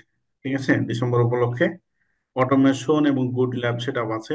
তো আপনাদের সিকোয়েন্স অনুযায়ী যারা যে বিষয়টা শিখতে চান বা আপনাদের আশেপাশে যারা আছে আমাদের মেসেজ দিবেন। যেহেতু আমরা প্রফেশনালি ইন্ডাস্ট্রিতে কাজ করি, সো একটা ইঞ্জিনিয়ার মোটামুটি একটা লেভেল তৈরি করে দিতে পারবো আমরা, এটা ইনশাল্লাহ। হ্যাঁ, আর আপনাদের সবার কফির দাওয়াত দিয়েই আমার কথা শেষ করলাম। আপনাদের কথা না থাকলে দু একজন ভাই যদি কোনো আজকে সেমিনারের উপরে রিভিউ, এটা শেখা প্রয়োজন কিনা দিলেই শুনেই আমরা আজকের মতো বিদায় নেব। আসসালামু আলাইকুম। ভাই আমি কি একবারে পেমেন্ট করতে হবে নাকি মানে পার্সিয়ালি পেমেন্ট করা যাবে? পেমেন্ট করা যাবে আপু।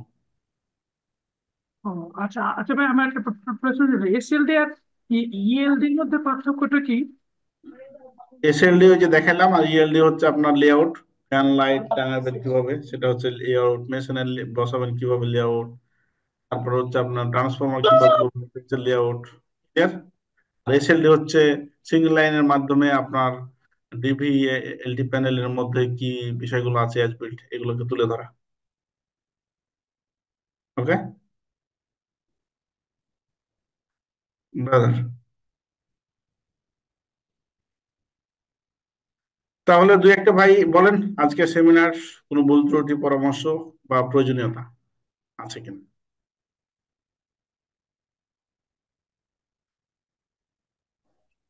হ্যাঁ স্যার, আপনি অত্যন্ত আহ, সুন্দরভাবে আমাদেরকে, আপনি যতটুকু কথা বলছেন এই 3 ঘন্টা যাবত, আপনি অত্যন্ত সুন্দরভাবে আমাদেরকে এক্সপ্লেইন করছেন। এবং আমরা আমার মনে হয় যারা এখানে ছিল আজকের জুম ক্লাসে ছিল, এরা সবাই বুঝতে পেরেছেন। আমিও বুঝতে পেরেছি। আমার অনেকগুলো প্রশ্ন ছিল, কিন্তু আমি পরবর্তীতে ইনশাল্লাহ প্রশ্নগুলো আমি করব এবং আপনার সাথে কথা বলবো। আমি আমার নাম্বারটা দিয়ে দিয়েছি। আর নেক্সট টাইম ইনশাল্লাহ আশা করি, আমি কোর্স করার আমার অনেক হাইলি ইন্টারেস্টেড আছি। আর আপনাকে অসংখ্য ধন্যবাদ যে অত্যন্ত সুন্দর এবং সুচারুরূপে আমাদেরকে আপনি বুঝাইছেন এবং আমরা বুঝতে পেরেছি। আর আমাদের লাইফে, চাকরি জীবনে যে কথাগুলো বলেছেন, এগুলো আমাদের এক একটা হাতিয়ার হিসেবে কাজ করবে। আপনাকে অত্যন্ত ধন্যবাদ দিয়ে ছোট করব না। আহ, আপনি আপনার ব্যস্ততার মাঝেও আমাদেরকে আজকে সময় দিয়েছেন, এই জন্য আপনার জন্য দোয়া রইল, আপনার জন্য শুভকামনা রইল।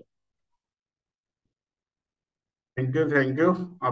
আপনার পরামর্শগুলো এবং আপনার কথাগুলো আমাদের খুব ভালো লাগছে যে আপনাদের কোনো বিষয়ে যদি আমরা হেল্প করতে পারি, সেটা কিছু হলেও পেরেছি, সেটা আমরা ধন্য। Thank you, thank you, thank you.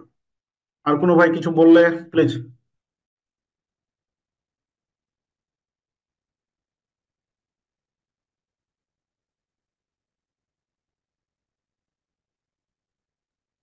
Brother, কেউ কিছু বলবেন? আমরা শেষের পথে চলে গেছি, আপনাদের জাস্ট কথা শুনে আমরা এন্ড করবো, যেহেতু অনেকক্ষণ থেকে ছিলেন। যে কোনো পরামর্শ এবং আজকে সেমিনারের উপরে যদি দুই একটা কথা থাকে, দুই একজন ভাই শুনে আমরা এন্ড করবো। আমরা আমাদের লিঙ্ক থাকবে 2 মিনিট মতো আর কি, 2-3 মিনিট প্লিজ।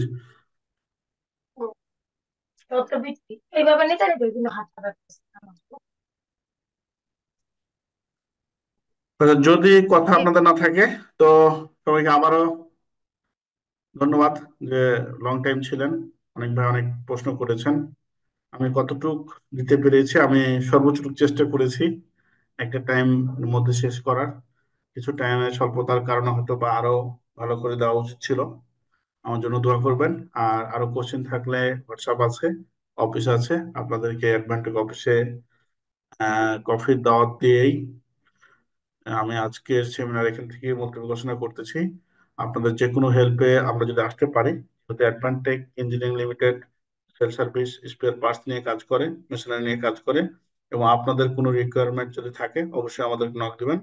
একে অপরের সহযোগিতা নিয়ে আমরা চলতে চাই। আমাদের অ্যাডভেন্টেকের পেজ এবং ইউটিউব আছে, সেখান থেকে আপনাদের ভালোবাসার হাতগুলো একটু বাড়িয়ে দিবেন। আমাদের যে কোনো পরামর্শ এবং আপনাদের উৎসাহ আমাদের পথ চলার অনুপ্রেরণা যোগাবে।